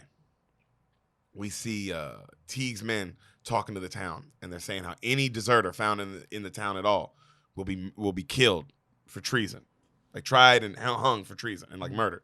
Any person who helps a deserter will be like tried and treated the same way for treason. You know, like you can tell the women are talking and they just hate this Teague dude. Mm-hmm. Like all the women are get together. You see Ada, she's trying to like talk to this woman and like sell her dad's like watch. It's like the last thing she has of him. Right. And the woman she's trying to sell it to goes, I can't do that to you. And she just gives her the salt pork for free. You know what I mean? She's like, keep your daddy's watch, honey. It's okay. Yeah, just take this. Because you can say like, damn, this woman went from this to this that fast. Right. You know? She's walking by. She leaves, like, and like she thanks her for the pork, right? But she's like, don't be too prideful. Like, you should have, like, I can send somebody to come over and help you at your house. And then Nicole Kidman's like, no, like, too pride. She's like, no, I'm fine. And she leaves. As she's walking home, the old lady, the Sally lady. Yeah. She's like, hey. She's walking by. She's like, Ada, come in here. And Ada's like, no, I'm okay. Ada, you get in this house right now. You're as skinny as a whippet. Come inside. And she talks her into it. She's like, I can't keep relying on your kindness. She's like, I don't care what you're relying on. Get in this house and eat. This lady's, you see Nicole Kidman eating like she ain't never eaten before. Yeah, scarfing food now. Oh, yeah, hungry as shit. And her husband, you gonna recognize him from movies too. I don't know who he is, but you're recognize right when you see him, you're gonna recognize him. And he's an old dude, and he's like a goofy old man. Like being funny, just laugh, making her laugh. Really nice, really kind though. Okay. Really kind. They tell her about this old trick that they use sometimes to see their future, because they have a well. And she's like, oh, she wants to do it. And they're like, all right. So they take her out to the well. And what you do is you like lay back and you look like you hold up a mirror and look down at the well, like at the water, through the mirror though. Okay. And you'll be able to see your future. Like that's like the old wives. You know what I mean? Like one of those kind of things. Yeah, by looking behind you. Yeah, kind of. Exactly. Yeah. So, Yeah, logic. Civil War logic. Civil War So she logic. Does it, right? I don't want to die. Civil War logic. That is Civil War logic. So she sees Imagine Logic the rapper in the Civil War. That's what I'm trying to I know. say. I got there and I was like, well, if you're going to get to it, then I was like, all right, I'm going to keep going. All right. So he sees what she looks in the mirror. And she sees like what looks like a man walking like on a mountain path towards her and like a bunch of crows flying. That's what it looks like too. Okay. That's what the water looks like. Okay. And she's like, she fucking freaks out, starts panicking, like, oh shit. Like what the, and then she writes him a letter telling him what she saw and all these things, right? Right. Her house is all fucked up. She's like, I don't know if I saw you or if I saw a ghost, but after this long, I know I must survive on my own. I just know I'm not, I just don't think I can. I really don't think I'm going to be like, I really don't think I'm going to survive, Inman. I just cannot. Right then, you hear our third lead walk up.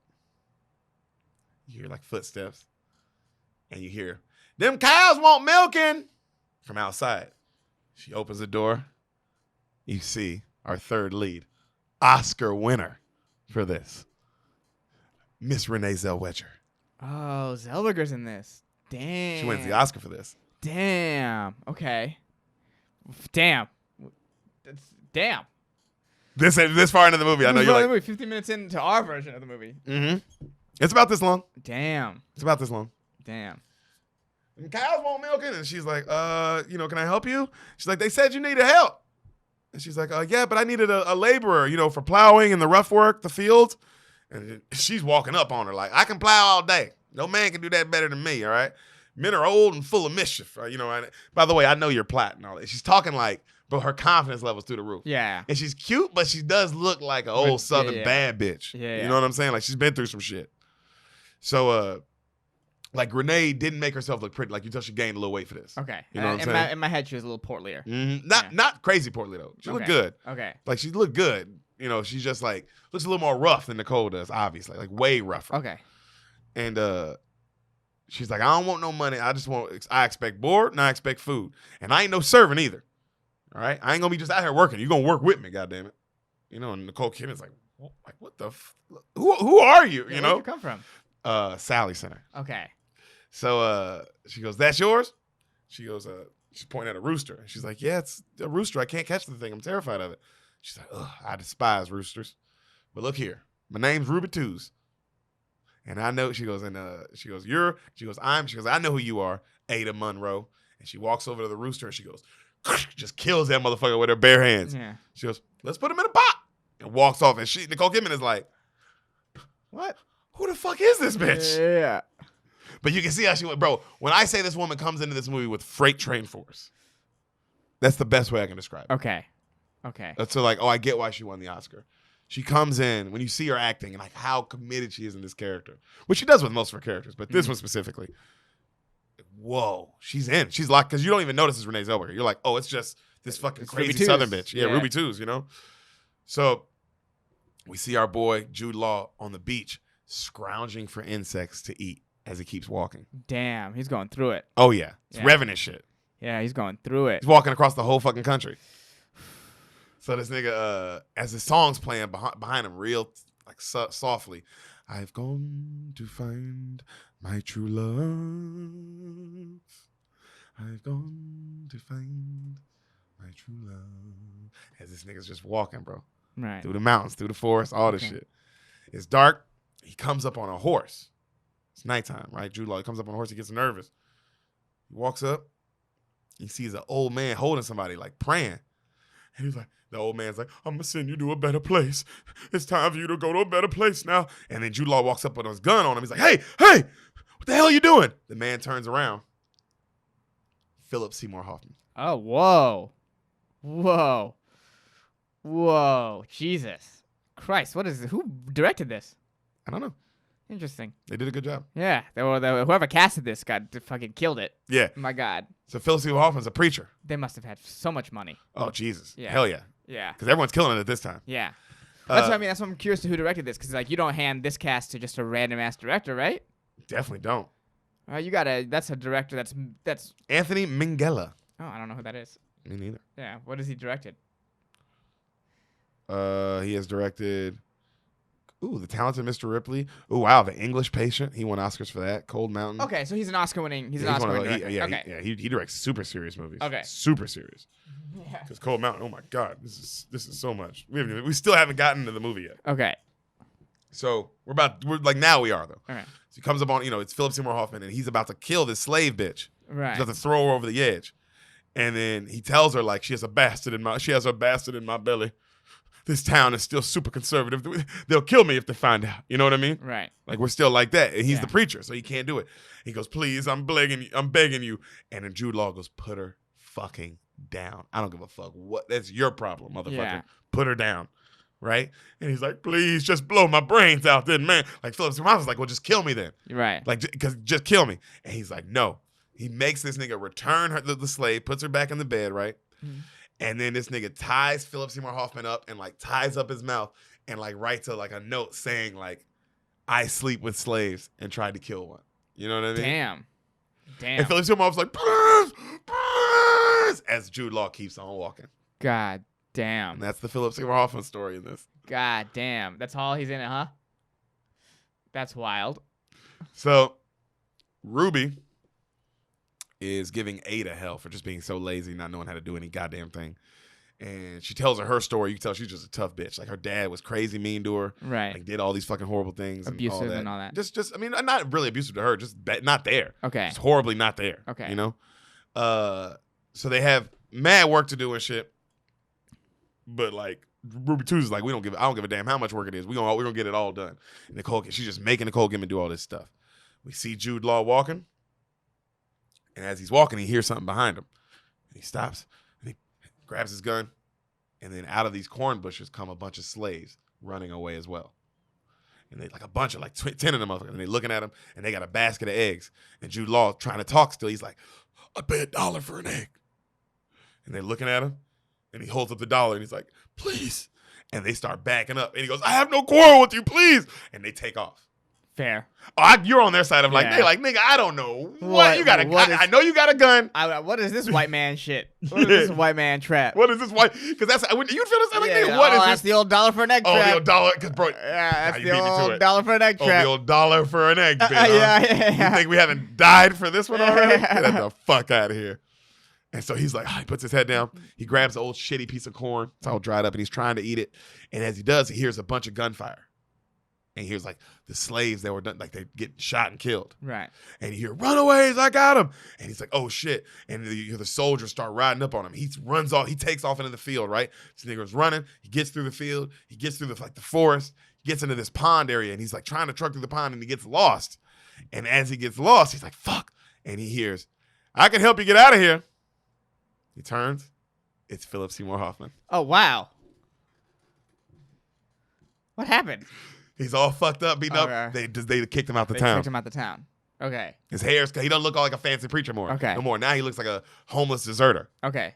You know what I'm saying? So it's like, oh, but yeah, I didn't want to say, but because it was like, oh, damn, that's all he's in this. And I was like, I wanted to let it be. Okay. I wanted you to watch it. All right. You all know? right. Damn. He's back. He's back, but now he's back in a whole different light. Right.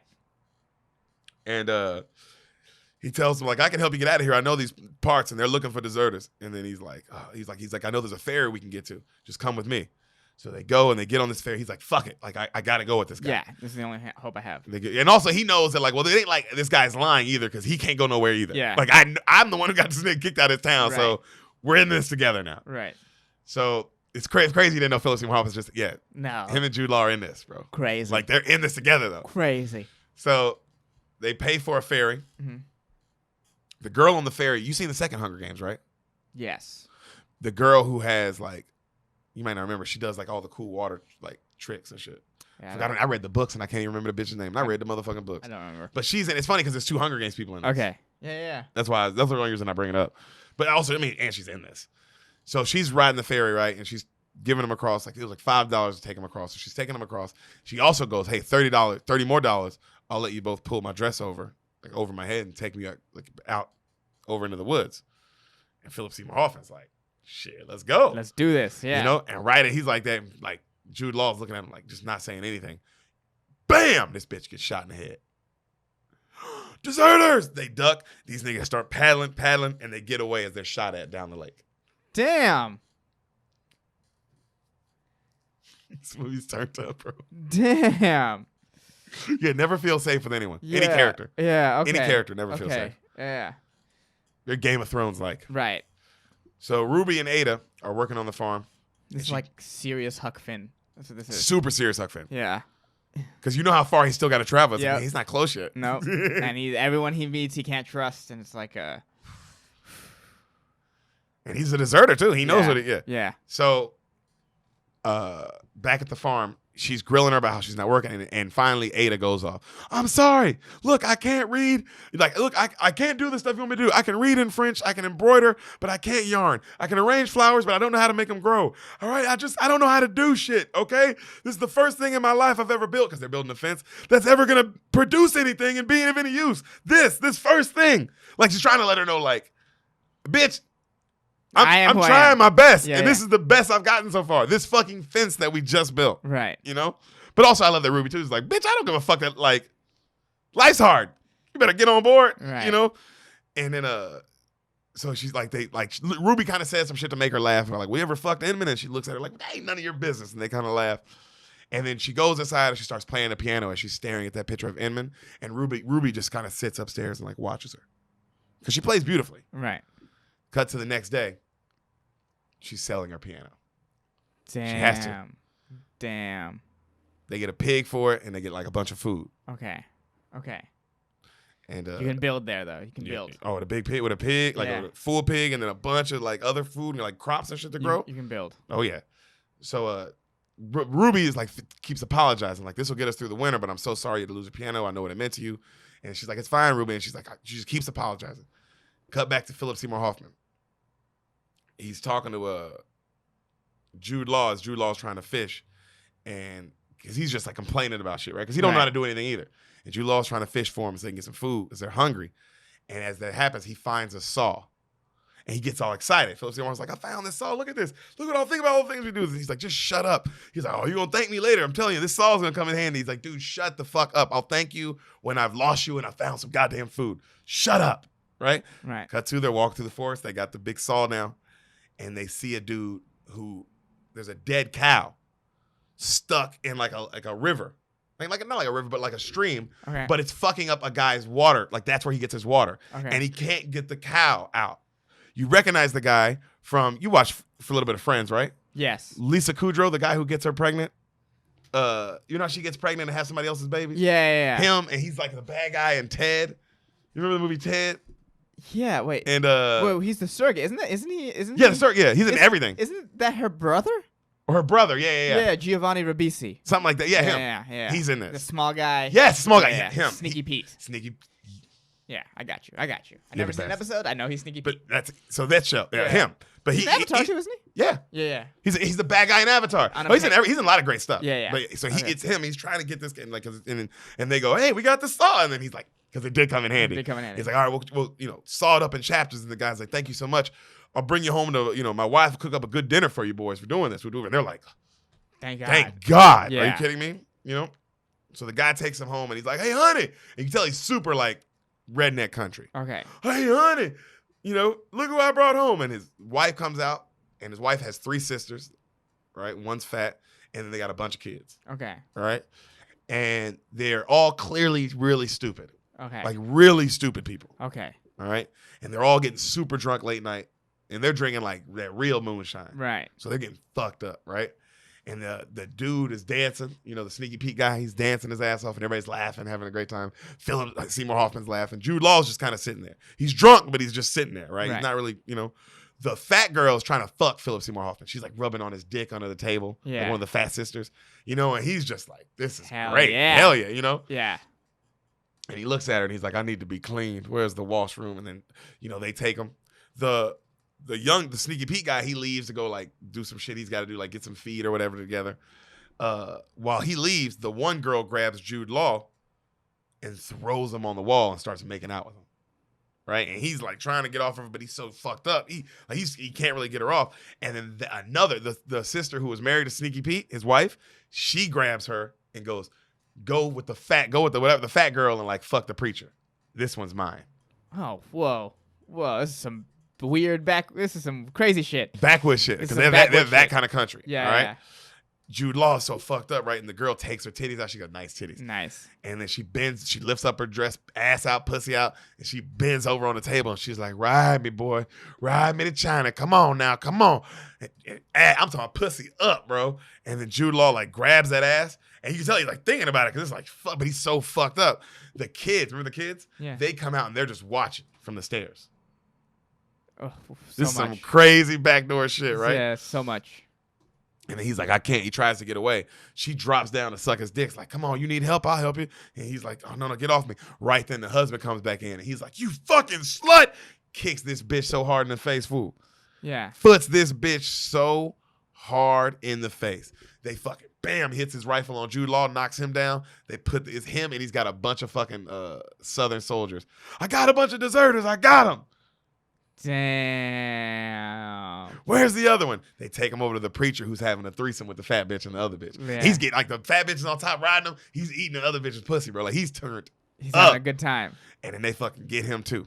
Okay. Put these boys in chains. Even though he's not a deserter, really. No, but they don't know. They don't know. Yeah. They don't know. So they put them both in chains. The kids run up, like as the Southern soldiers are walking them off.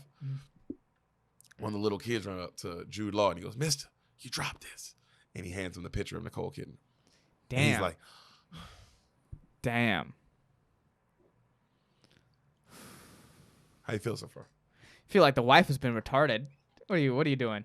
It's not like your husband left to go out to work. You don't know where he's going. Already drinking. He's coming back. That's on you. That's on you. Which one? The wife that got kicked in the face? Yeah. Oh, yeah. Shouldn't have been fucking. Yeah. You footed that bitch so hard. Yeah, it's also 1860, so he can fucking fuck you up. Oh, it's totally cool. Oh, he footed that bitch in the face like a punter, nigga. Like Pat McAfee, nigga. You know what I mean? So, the next day, Nicole and Ruby come back to them. They go visit, the old lady, Sally. They go to visit her place. And she's acting weird and fucking doesn't let them in the house. And she closes the door. And Ruby's like, and Nicole Kidman kind of brushes it off. Like, oh, maybe she's just having a day. But Ruby, Ruby too, she ain't playing that shit. She's like, what the fuck going on? That ain't normal. She don't do that. She's like, oh, maybe it's just a day. She's like, well, it ain't normal. And then she starts looking at all her farm and notices like her farm ain't right. Like there's clearly somebody else has been here. Something's going on. Right. She don't know what it is, but Ruby too is like, something's up. Something's up. I smell something. Right. Cut back to Jude Law. He's with they got him and like these 4 other deserters on these chains, right? They're all like linked together. Right. With that's including Philip Seymour Hoffman. And then right then they go, they tell them all run up this hill because they hear Yankee soldiers coming. Right. They tell them to run up this hill. They all run up and they tell them, keep quiet. They see us, we're dead. They put their guns on them. You all shut the fuck up. They're breathing super heavy. It's intense. You see the Yankee soldiers start coming up. The deserters look at each other and they all go, fuck it. Like you can see, like they all kind of decide without even talking. Like, if we're gonna die, what do we do? Yeah. Well, let's see if the Yankees will take us. You never know. Yeah. They get up, they take off running, nigga. And they start, help, help. Philip Seymour Hoffman screaming. The fucking Southerners get pissed, shoot Philip Seymour Hoffman in the back, and the other 2 like guys in the back. They all they all fall down this hill. They all land in a pile like on top of Jude Law. Okay. All right. Cut back to, we see Jeff Teague come up on Jeff Teague. Yeah, Jeff Teague. Okay. Yeah. He comes up on the working girls and just crosses her over. No, he tries to hit on Nicole Kidman again, and she's still not having it, but he gets a little more aggressive. Right. All right, but she's still not having it. Cut back to Jude Law. He wakes. The Yankees are gone. The other Southern soldiers are dead. Right. And he wakes and he's underneath all the other guys. Right. He gets up. He's chained to these 3 dead niggas. Okay, so Philip is dead. Oh yeah, he's dead. Okay. But he's chained to him. Right. So he starts dragging him, bro. Damn. He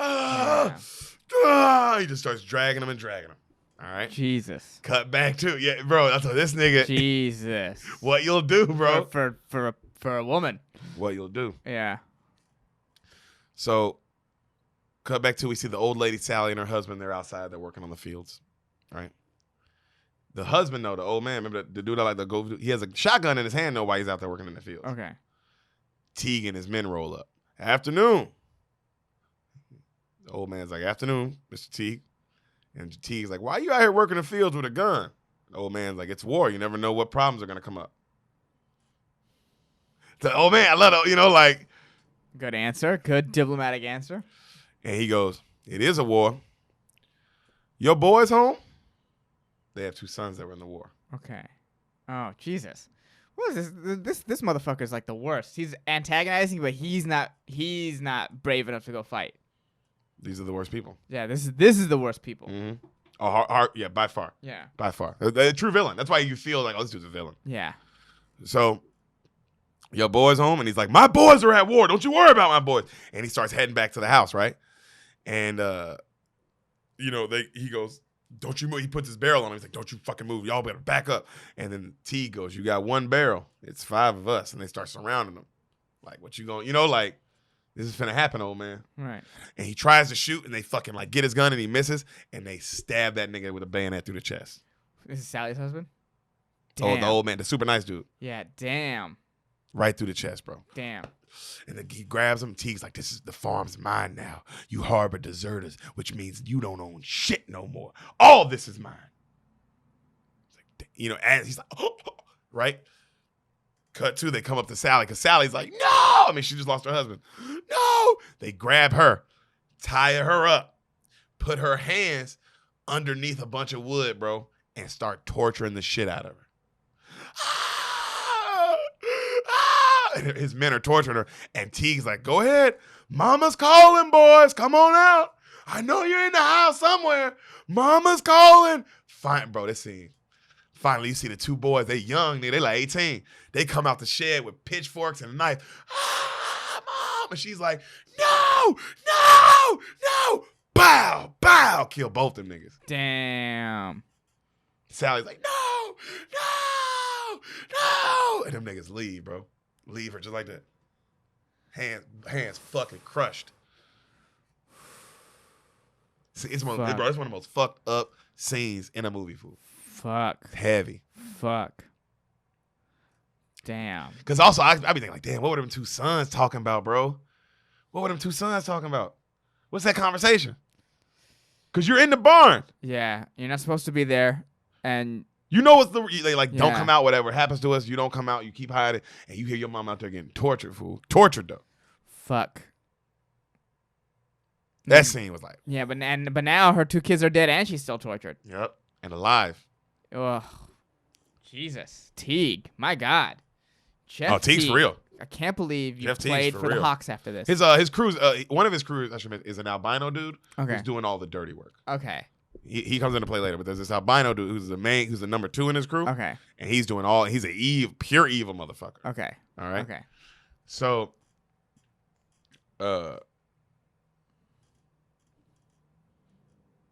cut 2, we see Jude passed out, trying to carry the guys with the chains. Right. He's now just completely passed out.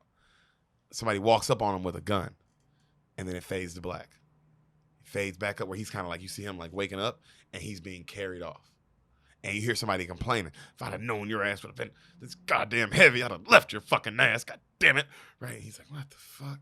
Right? And he passes back out. Okay. Cut back 2. We see Ruby, because Ruby and Ada heard the gunshots. Right. And the screams from where they were. You know what I mean? So they're running. They run it because they know, like, what the fuck's going on at Sally's farm? They get there, but Ruby got the shotty in hand, bro. Like, coming in, like, what's like ready to. I love her, dog. Like, what with the shit, nigga? Like, where are they? Where? Because you see her husband hung up. They got this nigga hung up, like strung up, dead. You see her hands still crushed. They get her hands out. Sally is like, don't bother. She just keeps saying, don't bother, leave me, don't bother. Like, because she's like, what's the point of life anymore? Don't, you know? And then Ruby's like, no, get her up. Like, no. Right. You know? And then she's like, this won't stand long. God won't let it. He won't let it. I hate to tell Ruby, he definitely will. Yeah. He lets this shit go down forever. Yeah, God doesn't give a fuck about you. God's a billionaire. You're a person. Oh. So the old lady, that was so vicious. Yeah. So the old lady, you see, remember the person who was helping Jude Law? Yes. It was an old lady. Okay. And you see her, and he's telling her, hey, I'm a deserter. If you find out they find out you helping me, you're gonna kill you. And she's like, oh, super old. She's like, what the hell they got to do with me? They gonna cut my young life short? And she laughs to herself. And she's like, she's got a little goat in her hand. It's really cute. Right. She goes, a person can survive forever off a goat? Like survive, she's like, really? She's like, oh, the company they keep, the milk, the cheese. And when needed, not always, but when needed, she slices the goat's throat. Good meat. And then she kills her goat. But she like doesn't want, it ain't like she's happy about it. Like she's like, damn, like sad about that shit. Yeah. You know what I'm saying? I need this goat meat right now. But right now I need this goat meat. Right. And cut to her, she's stewing up. That shit looks good as hell. She's stewing it up. Mm-hmm. And he looks a little better. She gives him some medicine and like puts it in a drink. And she's like, this woman, Ada, that you're waiting for. That's her name? And she's like, yeah. And she's like, you think she's still waiting for you? And he's like, I don't know. She was. And the lady like starts working on his neck wound, and he starts crying about how he's like, I hope she still is, but I hardly even knew her. And this nigga like starts breaking down crying. Like he doesn't, right. I didn't even know her. Like trying to cover it up like she won't see him. But he's like, I didn't even know her.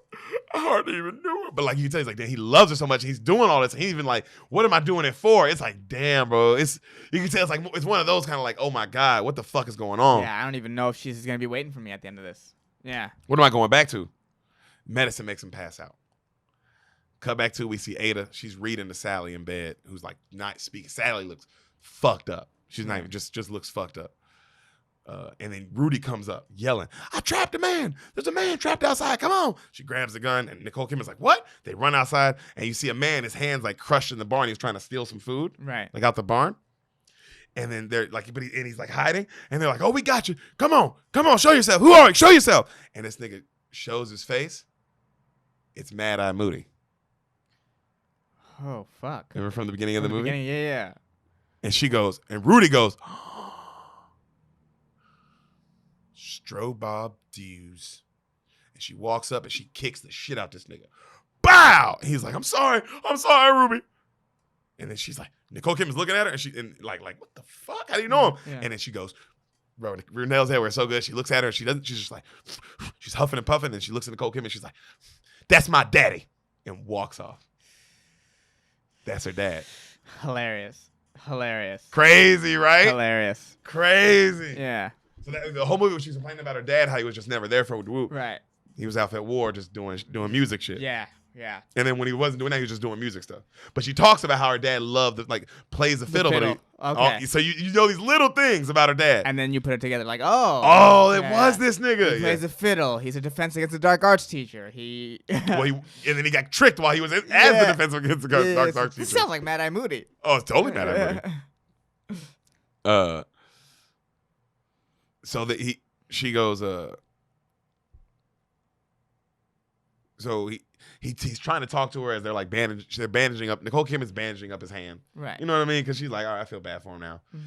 And he's trying to talk to Ruby about how people change. He's different now. And she's like, oh, you're such an asshole. You're a monster. You know, we'll do this, that. Mm-hmm. He's like, I'm telling you, Ruby, music's changed me. I'm a changed man. I'm different now.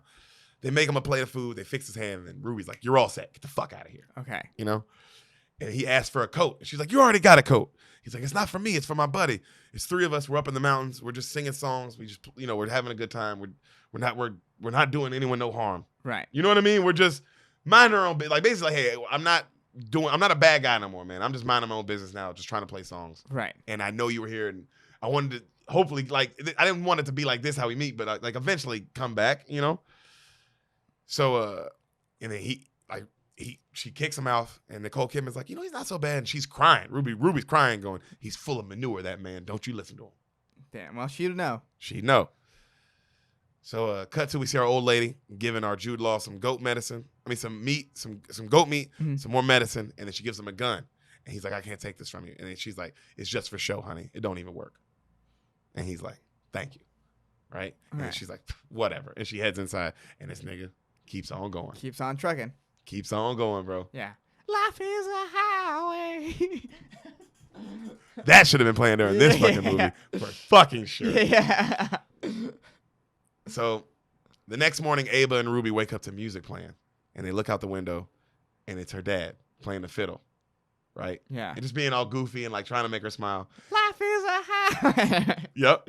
And the dude playing with him is the fat dude from Remember the Titans. And he was on the show My Name is Earl. Okay. And you know what I'm talking about? Yeah. I can see it in my head. That white guy. Okay. Big fat white guy. Been in a million other things too. But he's like, and he's playing with them, right? And then they give him a coat and they give him some food. And she's like, now you get out of here, right? And Ada smiles and even Ruby kind of smiles. Right. And they run off. They're like, thank y'all. We see Jude trekking through the woods. And this is, bro, this part of the movie, bro. Nigga. He comes up on a house in the rain. Okay. This nigga's cold. He's hungry. You know what I mean? Okay. He's starving. Right. He knocks on the door. He doesn't want, but he has to. He doesn't want to, but he has to. Mm-hmm. And he hears a baby crying inside. He knocks on the door again, and nothing. He's like, I'm a Confederate soldier. I had to desert. Look, I'm sorry, but I need shelter and food, please. Please, I'm sorry if you have it. And then from inside, you hear a woman's voice. It's quiet, and then you hear, I've got a rifle. He's like, okay, I'm sorry. And he starts to walk off. Mm-hmm. And then the door opens. And then you hear her go, and beans and corn. That's all I got. You can come get some. Thank you. This nigga comes in. And then you see the woman. She's holding her. She's like, I got a baby too. It's Natalie Portman. Really? Damn. Wild. Really random. It's the craziest part of the movie, dog. Okay. I thought this movie's not over, but this and the movie's still not over after this. Yeah, okay.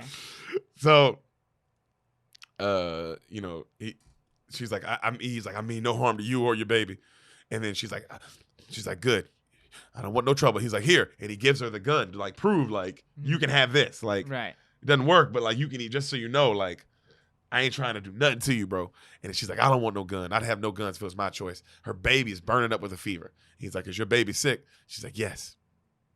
And he's like, okay, I'm sorry to hear that. She's like, my husband died in the war.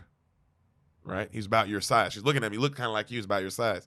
He's like, dang. And she's like, oh, he's like, I'm sorry. And then she's like, that's what happens. Men dead, women left. That's what you get. From Natalie Portman. She's so beautiful in this too, but she just looks like she ain't been through it. Having any of it. No. No. She starts breastfeeding her baby, and then he goes, I'm Inman. She's like, I'm Sarah. My baby's Ethan. He's like, I'm glad to know you both. She lets this nigga wash up. She gives him her husband's clothes. She lets him sleep in her barn. Like they said goodnight, right? Right. You see Ada, Ruby, and Sally, and all the band, which is like these three dudes. You see the fat dude, Right. her dad, and this other guy named Georgia. Okay. All right. They're all having a good time, just singing along, having a good time, right?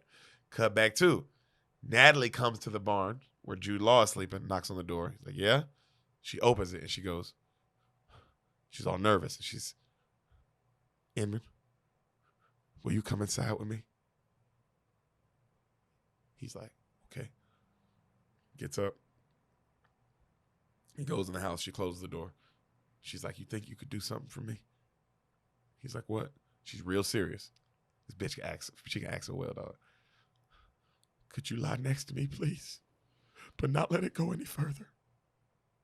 She misses her husband, bro. Right. Right. Damn. You know? Right in the motherfucking gut. And this nigga's like, okay. Like, you know what I mean? Like, Yeah, I'll lie respect's next to like, you, and it'll be it. like respect. So he lays next to, he takes his clothes off, he lays next to her. Bro, she sits there, they're quiet. She grabs his hand, they hold hands, and then this bitch just starts sobbing, bro. Fuck.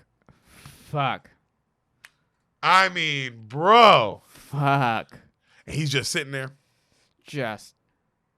Because yeah. he, you know, Yeah. he knows what this is. Like, he knows, like, damn, bro, this woman just lost her husband. Yeah. Just. She's alone. Crazy. And he goes, I'll go if you want me to. She goes, no, I don't want you to. And then she's looking at him, and he looks at her, and he goes, I'm sorry, but I love someone. I love someone very, very much. And she's like, okay. And then he brings her in, and he just holds her. And then he's like, try and sleep. And she's like, okay. And then they fall asleep. The most real shit that's non-sexual I've ever seen in my life. Damn. That was the most real non-sexual shit I've ever seen, bro. I can't wait for you to watch this movie, bro, because I can't also describe the intensity of some of this shit. Yeah, it's like this is a drama. This is very far away from Bill and Ted's Excellent Adventure. Oh my God. Yeah. The farthest. Very far away. I mean, the farthest away it could ever be. My God. So, cut back to, remember the Ada and the Ruby and the boys? They're having Yeah. a good time. They're singing and shit. Mm-hmm. You see Ada give Ruby a really nice bracelet, and it means a lot to Ruby. Mm-hmm. They leave. They're in like this little shed area, hidden. And they leave, and then they say their Merry Christmases and their goodbyes. And Ruby goes, hey, boys, don't sleep here. It's dangerous. Make sure you go back up in the woods. And the band's like, yes, man, we will. They trek on back in the woods. The girls, you know, they hug each other and talk about how they love each other as they head home. Right. Cut to the next morning. We see Jude Law, he's asleep. Natalie Portman runs in. Wait, get up! They're coming. No, the soldiers are coming. They're coming. And he's like, oh shit. Oh, I'm sorry. She's like, they're coming for food. They're gonna find you and they're gonna kill you. You gotta go. He's like, I'll fight him. She's like, no, my baby. They'll kill us. Just go, please. He's like, okay. And he grabs his shit and this nigga takes off. Right as he gets off up the hill, like he hides behind a tree. You see these three soldiers, boom, bust in her house. Right. All right. And she's like, I got nothing. They drag her outside. Right. All right. And she's like, just take the chickens. That's all I got. And it's these three soldiers bring out the baby, bro. And this one dude is like, we're hungry. We haven't eaten. Those birds weren't going to get you through the winter. Where's your fucking food? She's like, that's all I have. I promise. That's all I have. They come and they go in the house. They grab their baby. They bring her out. Don't blow. He's sick, please. They set the baby on the ground, unwrap this nigga. It's freezing. Right. And just let him sit there in the freezing. And they let you feel it. Like you just sit there while she's just screaming, and they all sit down just waiting on her to be like, Talk. Where's the food? Yeah. No, please. It's so cold. It's gonna freeze sick. Please, please. You know. And then they don't say anything. And she's like, have mercy, just cover him. They don't say nothing. And then she goes, I got a hog. He's hitting the back. I got a hog, please. Just cover my baby, please. And bro, she looks up and this one dude looking at the baby. He's a younger soldier than the other soldiers. Yeah. Scarecrow from The Dark Knight. Oh, wow. Jesus. It never stops, dude. Jesus. Every person's a great actor, too. It never stops. Okay. There's always one who doesn't want to do it. Right. He's the one who doesn't want to. He clearly really wants to cover the baby. Right. He's like, and the other dudes are like, quit being a bitch. You know what I'm saying? And he's just like, fuck, I don't want to kill this baby. Yeah, Jesus Christ. Yeah. He's watching us right now. Yeah. Yeah. So, the one dude, like the woman goes, I'll give you whatever you want. He goes, how about you? And then she's like, come on, I'll take me inside. I'll give you whatever. Please, just take me inside. Have me. Just please leave my baby, please. And then right then the dude like unties her and she goes to grab the baby and he snatches Natalie Portman by her hair. And she's like, no, please. And then they leave the baby out there in the cold. Fuck. Right? And he drags her in the house, bro. She's like, if you take that hog, we're good as dead. If you take that hog, we're good as dead. And he brings her in and he lays her down on the table to rape her and he closes the door. And when he slams the door, you see our boy Jude Law in the corner. Love it. That's the, because he slams it and he slams it like this, like looking this way. Mm-hmm. And Jude Law's like you know what I mean? Like damn, bro, this nigga is a bad motherfucker. So outside, Scarecrow's looking at the baby and it's like screaming. And the other dude, like, the other dude who went to go get the hog, right. He comes back with the hog, he ties it up, and he goes in to rape the girl as well. Right. Right when he goes in, fucking Scarecrow covers the baby up immediately. Like, fuck, Jesus Christ. Yeah, I didn't want that. Good Lord. He's like the kid in The Revenant. Exactly like the kid in The Revenant. Right. Where you're like, man, I have to be with these dudes because if I'm not with these dudes, I'm going to die. Yeah, But also, I don't want to be doing all this shit. Yeah. Damn, nigga, I'm just trying to eat. Yeah. I'm just hungry. So the other dude walks in to rape the girl, right? And when he comes in, he's like, damn, homie, save something for me. You know what I mean?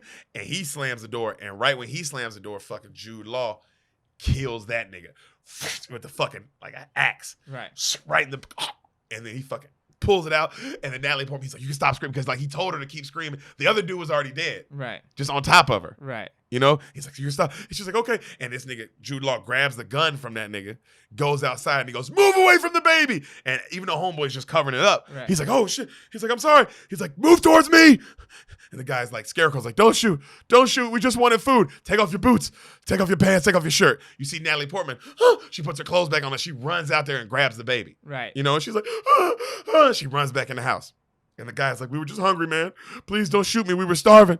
We haven't eaten in days. And he's like, Jude Law's like, shut up and take him off. And the guy's like, he gets all the way naked. You know what I'm saying? And he's like, now get running. And you keep running. And Scarecrow's like, thank you. Thank you. Thank you. And he turns away and he starts running. Natalie Portman walks back out with that rifle. Pow! Yeah. And Jude Law's like, and she's like this. Don't mess with a mama bear. Don't mess with a baby? Yeah, don't mess with mama bear. Because she was like, yo, I'd have let the rape go. Yeah. Y'all gonna leave my baby in the cold? I don't give a fuck if you did cover him up. Oof.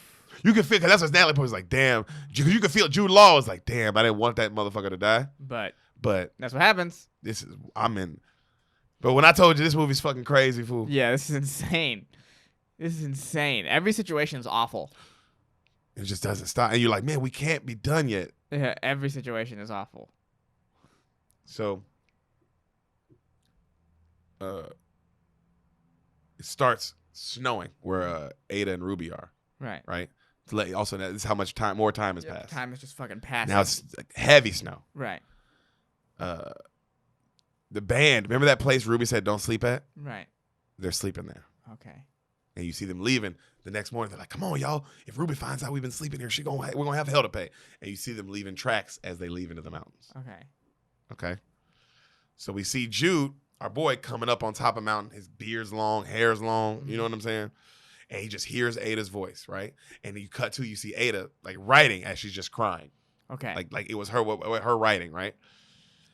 The band boys are up in the mountain, right? They're up in the mountain. And the fat dude, I should mention the dude, his name's Pangle, and he's clearly stupid. Okay. Like, not retarded, but he kind of might as well be. Okay. You know what I'm saying? Like, Right. lovingly, but that kind of, you know what I'm saying? The younger one, the Georgia guy, his name's Georgia, remember him? Yeah. I said there's one named Georgia. It's late night, they're all sleeping there, just eating something, and he gets sick, so he runs off to go throw up. And he's throwing up, and he gets done, and as he gets done, he's about to walk back, he sees horses ride up on his boys. And he ducks down. Like, oh, shit, Evening. It's Teague. Damn. She said, don't sleep there, bro. She told them. Oof. What'd she say? Don't sleep there. Don't. So, and Teague's like, the homeboy, Mad Eye Moody's like, hello? How's it going? And then Teague's like, you mind if I warm myself by your fire? He's like, I don't mind. We're musicians. Come on now. So Teague and his boys come sit down by the fire. And they go, oh, that's your fiddle? He's like, yeah. They go, why don't you play it? And he's like, okay. And he wakes his fat friend, like, wake up, Pangle, wake up. And Pangle's dumb, and he wakes up and he goes, where's Georgia?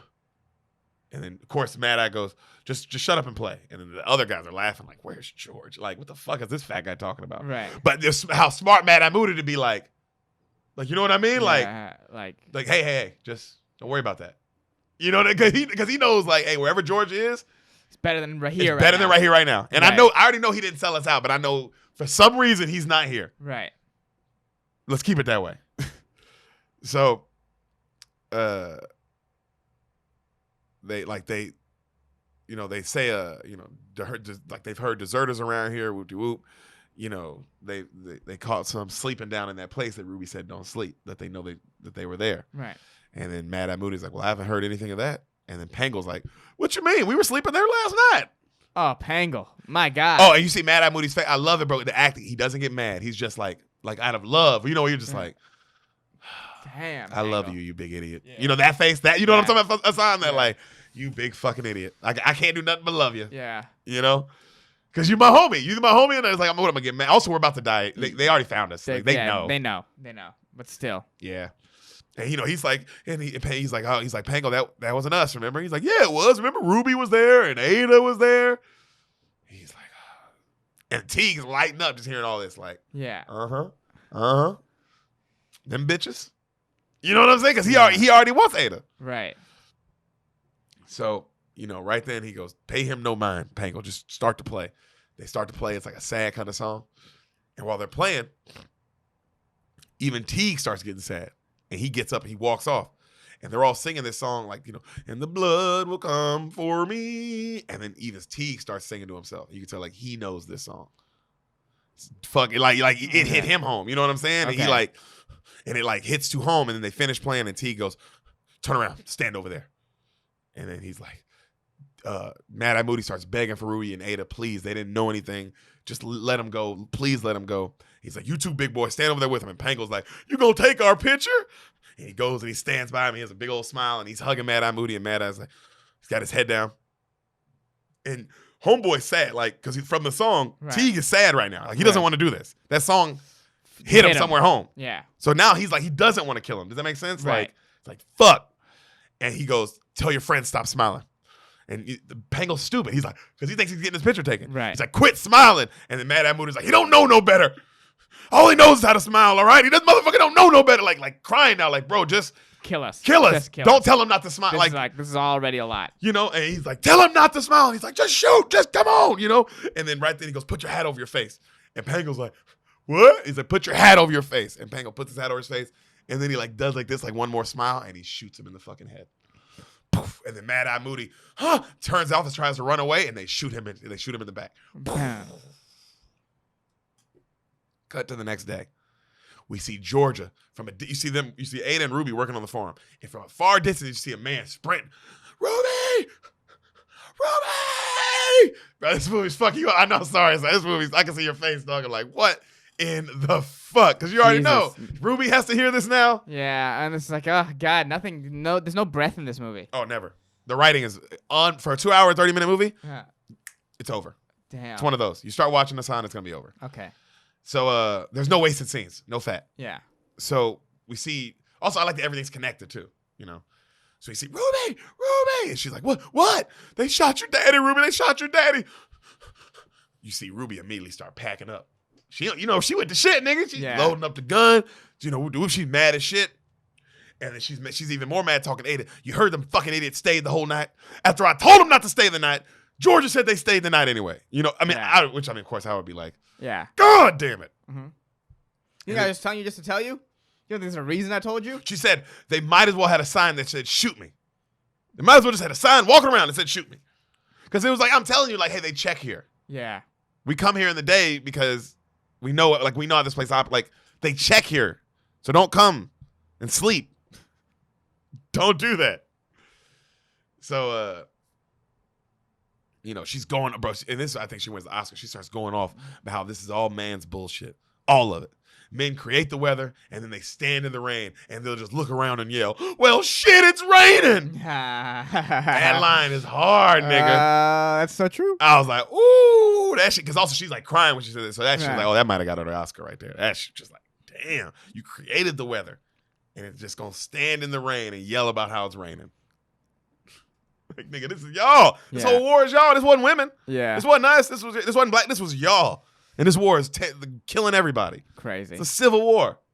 I can't be like, oh my God, the not just the deaths, but the trauma of everyone else that have to live on. Yeah, that's trauma for everybody. See this fucking war. That's PTSD for everybody, man. Everybody, you're right. Ooh, our country. That's why we're so fucked up now. We're all at PTSD. This fucked everybody. We talk about the amount of deaths too. It's like, oh man, this fucked. Everyone had somebody die from this. Fuck people up. Yeah, definitely scarred generations. Scarred them. Yeah. So we see our ladies coming up the mountainside, mm-hmm. and we see our boy Jude coming down. Okay. Oh, wow. So the girls, I like how you're excited, like this movie's going to have anything good. Oh, yeah, you're right. So the girls come up on Pangol's dead body. Right. They're like, oh, dear God. He's covered in snow.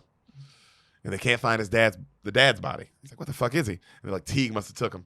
And they find his fiddle. And they're like, what the fuck? Where is he? And then right then Ruby looks down the hill and she's like, oh, Daddy! This thing is all the way down the hill. Okay. Daddy! She runs down. She gets up on him. He's still breathing! She turns him over. Don't you tell me. Don't you die. They set up a fire and they fucking start like working on him. And they get the bullet out his back. Damn.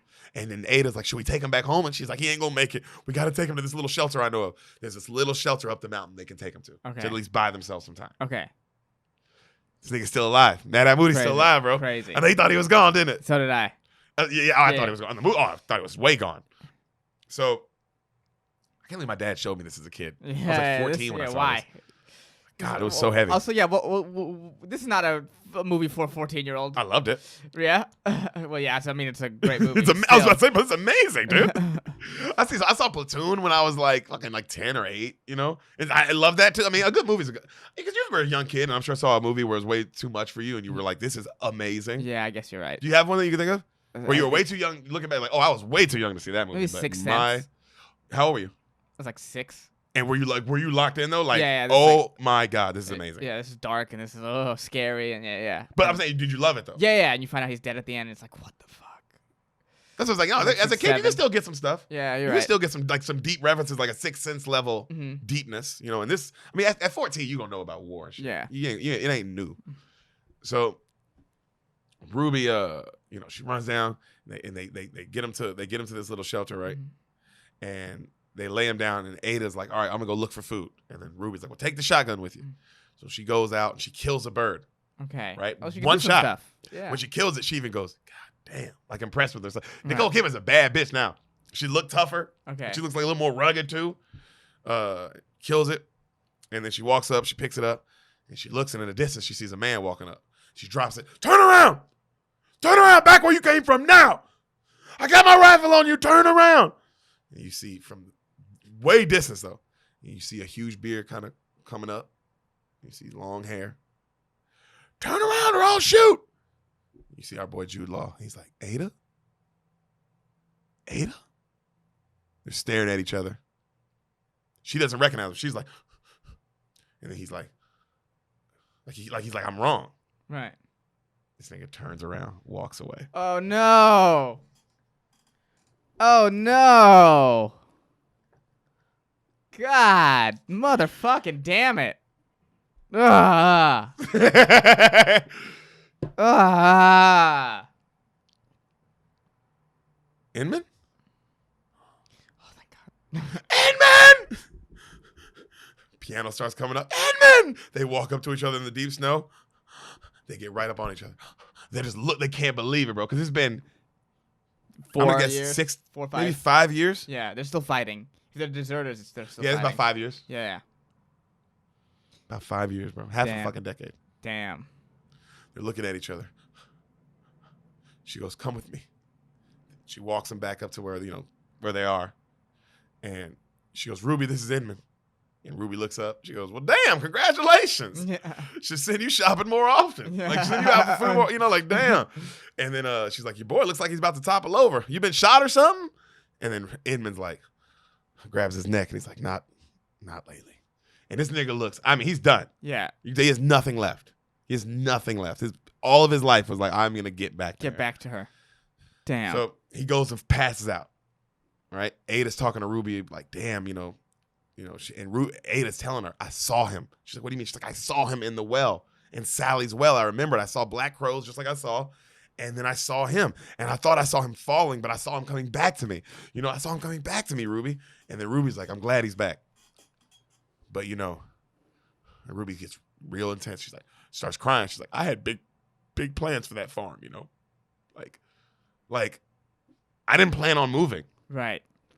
Like, I know that I'm happy for you." Does it make sense? Like that, Right. that was her going, "Hey, I'm happy for you." But But I thought I was living here with you now. yeah. Like, you know what I'm saying?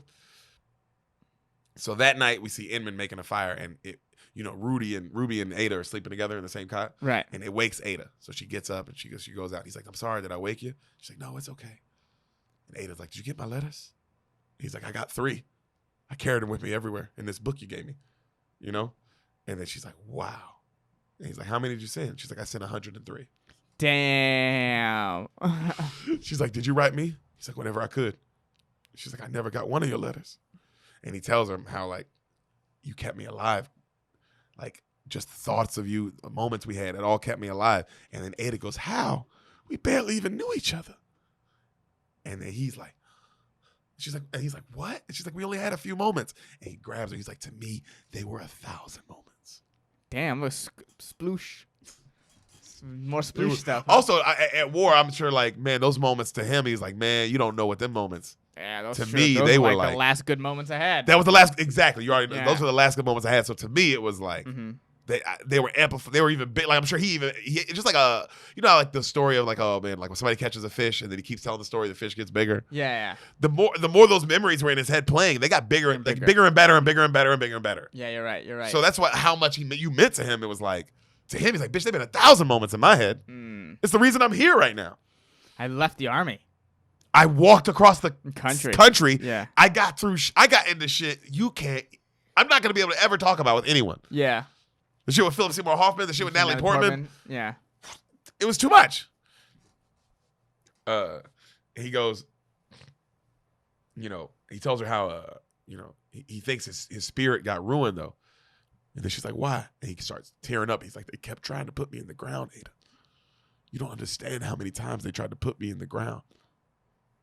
I felt like, damn, like this. Oh, I feel Jude in this scene, bro. And he's like, in doing that, whatever goodness I had, I lost it. I couldn't write you no more. I had nothing. Damn. Severe PTSD. Yeah. Well, at least this will prepare us for the coming civil war that'll happen here. Yep. Yeah. Damn. So Ruby, right then, while they're having this really deep conversation, busts out of room. Is like, "God damn, will y'all shut up?" And, like, just ruins their whole moment. Right. She's like, "Man, talking all about bullshit, and oh my God, I didn't see you this, and I didn't see you," like, just making fun of, like, really serious things. Yeah. And then she goes into, like, where her dad's is and sleeps in that room, right? So right then, Nicole Kidman stands up and she goes to her room. And then Jude Law stands up. He's like, "Should I say goodnight?" And she's like, "Please, don't. Like, don't say goodnight." I know. Come with me. He goes in and he tells her, like, "I want to marry you." She's like, "Yes." Yes. And she's like, he's like, I don't know. She's like, I don't know where we'll be able to get married, and especially in these times. And there's what we do. She's like, but you know the old rule, like if you say like some old rule from back then, if you say I marry you 3 times to the other person, then you're married. That's how you become a Muslim. I guess. Oh, that's what they're talking about then. It doesn't come from nowhere. Not what they're talking about. No, I'm saying it comes from that maybe. It comes from stuff. There's something in religion that's like say it 3 times. It's your thing. And it might have got to America, and you know what I'm saying? Yeah. But it definitely might come from y'all. Where it originated. I mean, it's definitely based on. It's the same books, right? Yeah. So it's definitely based on something in one of the books. Well, that's what she said. She said that like we do that, we're still married. And then he's like, I marry you, I marry you, I marry you. And then she says, I marry you, I marry you, I marry you. And they start making out. And then she's like, she goes to get naked. And she's like, turn around. Like she's all shy. And he's like, he turns and then he stops and he's like, no, I have to see you. I feel, which is like, bitch. Yeah. I walked. How long? I need some titties. Yeah. I need some titties. I turned down Natalie Portman titties. I turned down Natalie Portman titties. Yeah. And that would have been some crazy good sex because we were in some other shit. Yeah. That would have been hot as hell. Oh my God. Yeah. So these niggas, they start fucking they go at it. You see her ass, his ass. You see him fingering her. You see her nipples. Nicole Kidman's actual nipples. Love it. Oh, that's awesome. I mean, this nigga goes. I mean, they go nuts on each other, bro. Like crazy passionate sex. And this nigga blasts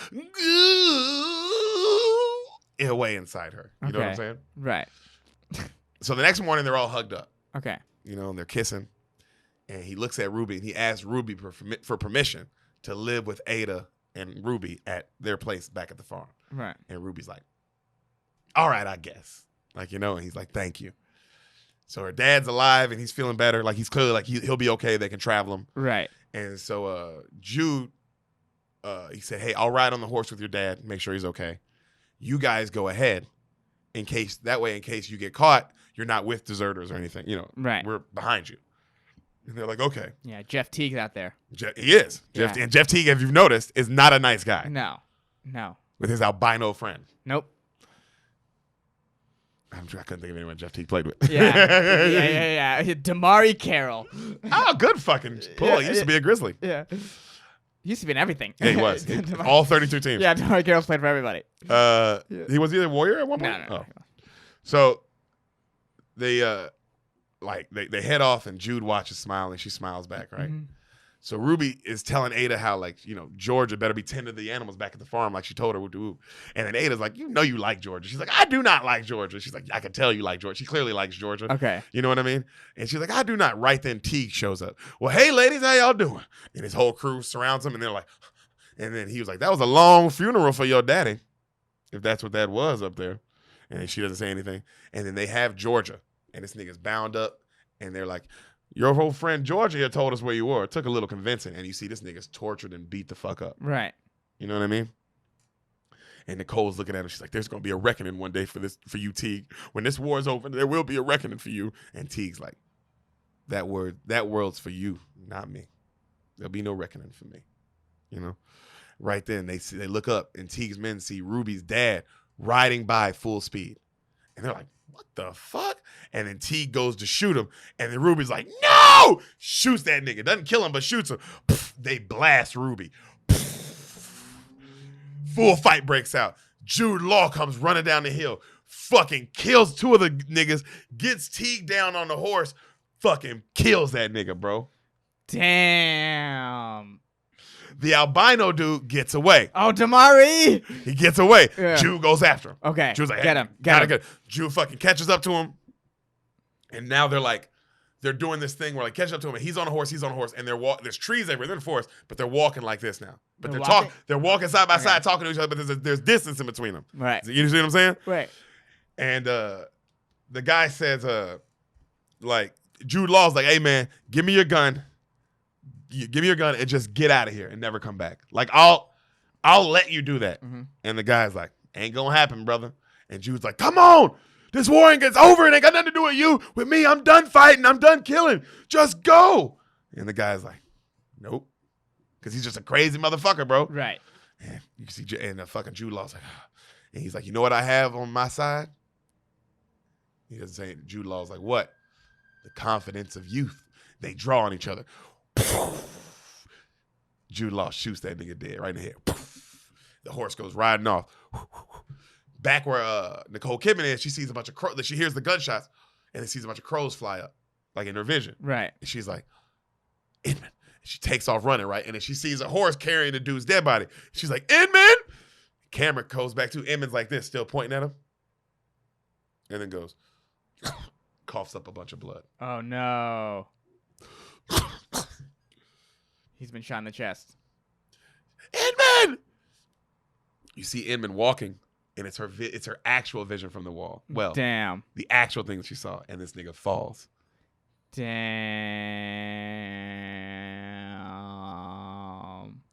No! She runs up. She grabs his face. Inman. This nigga says, I came back for you. Dies. Fuck. That's how Jude Law dies. Fuck me. I love you. She's kissing him, just sobbing over him. Camera pans back. You just see the red in the snow. You know what I'm talking about? Yeah. From all the blood. Great shot. Unbelievable shot. I wrote that down. Unbelievable. Just from the snow getting filled up red. It's like, oh, wow, what a great way to use the snow. Like, genius. And this nigga, that's it. Voiceover. What we lost will never be returned. The land will not heal. There was too much blood. All we can do now is make peace with the past and try and learn from it. Cut to you see Ada working on the farm. It's much nicer now. Right. A little girl runs up. Mama? Damn, she got pregnant from that one time? Damn. What a shot. Hey, what a good shot. Oh, he shot. Oh, yeah. I mean, have you noticed this nigga didn't miss? Yeah. This guy. He might have got hit, but he never missed. He never misses. Damn. Well, he's clearly like a monster of a soldier. And in the beginning of the movie, he said he hunted. So he goes, she's like, Mama, what are you doing? She's like, I'm working on something. Bring me that goat. And then the little daughter's like, don't kill it. She's like, I won't.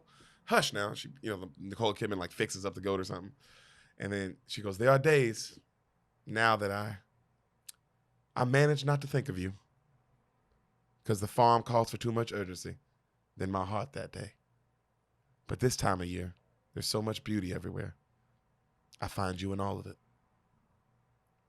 Damn. As if you were still walking home, if you were walking to me. If you could see us now, Inman, you'd know your journey was worth it. Cut to Ruby's still alive. Damn. George is still alive. They have a kid now. They, her and Inman have a teenage daughter. Yeah. Mad Eye Moody dad's still alive too. He's playing the fiddle. They're having a great dinner. I know you're like, come on, that's right. A little bit of light. My God. I looked down Sally's well the other day. There was nothing to haunt me anymore. Just clouds. And then the sun. Cold Mountain. Damn.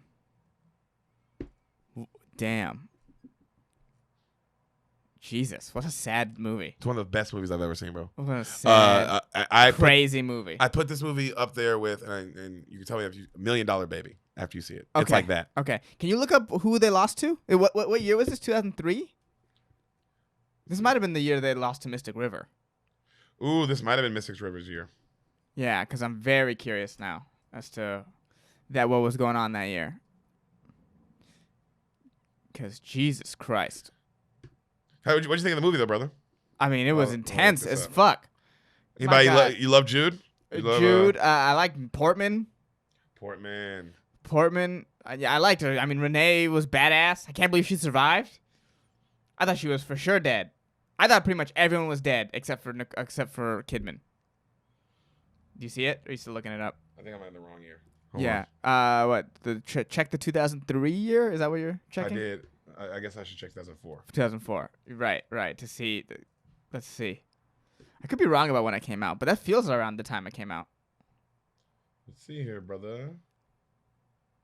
I think you might have to go to the actual Cold Mountain page to see which Academy Awards it was in.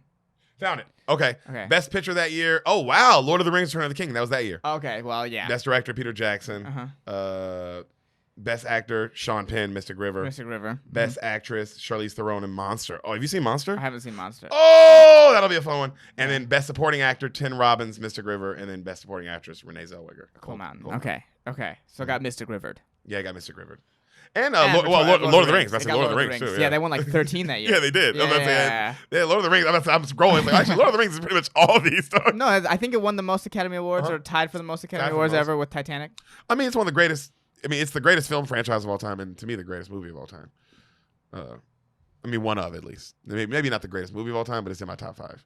Even though I don't know though. Return of the King. Because I like.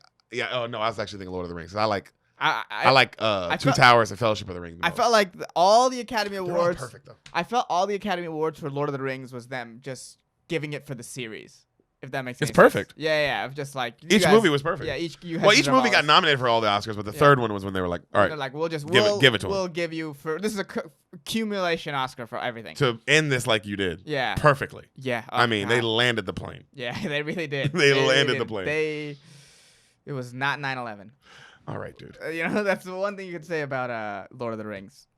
But Cold Mountain, dude, on some real shit, nigga, I would compare it to how good it is to $1 Million Baby. Okay. And you know how good I think that is. I like $1 Million Baby a lot. And you know how much I love $1 Million Baby. Yes. That's one of my faves. Yes. So I'd say this one is actually that good. Okay, damn. I mean, from hearing it, how do you feel? I mean, it's intense. It's very, very intense. It's very, very, and you're on the edge of the whole. There's no point where you're like, all right, what happens next? Do you like the love story? I love this love story. The fact that it's the whole point of the movie. And they're never together. They're never together. They'll spend one night together. They only have sex one time. One time, dude. Mm-hmm. God, what a nut, huh? What a nut, that dude. post-war deserting. Oh, they have crazy sex that night. Yeah. And also I'm sure she'll never have sex because the moment will mean too much. Yeah, you're not gonna get that moment. You can't build that moment again. Ever. Yeah, you need that. A guy crossing the country for you during civil turmoil, like it's a lot. But yeah, I love this movie. That's why I was really excited to do it for you today, buddy. And I hope you guys enjoyed that thriller. And I hope you came in your pants as much as we did. Huh. See you soon.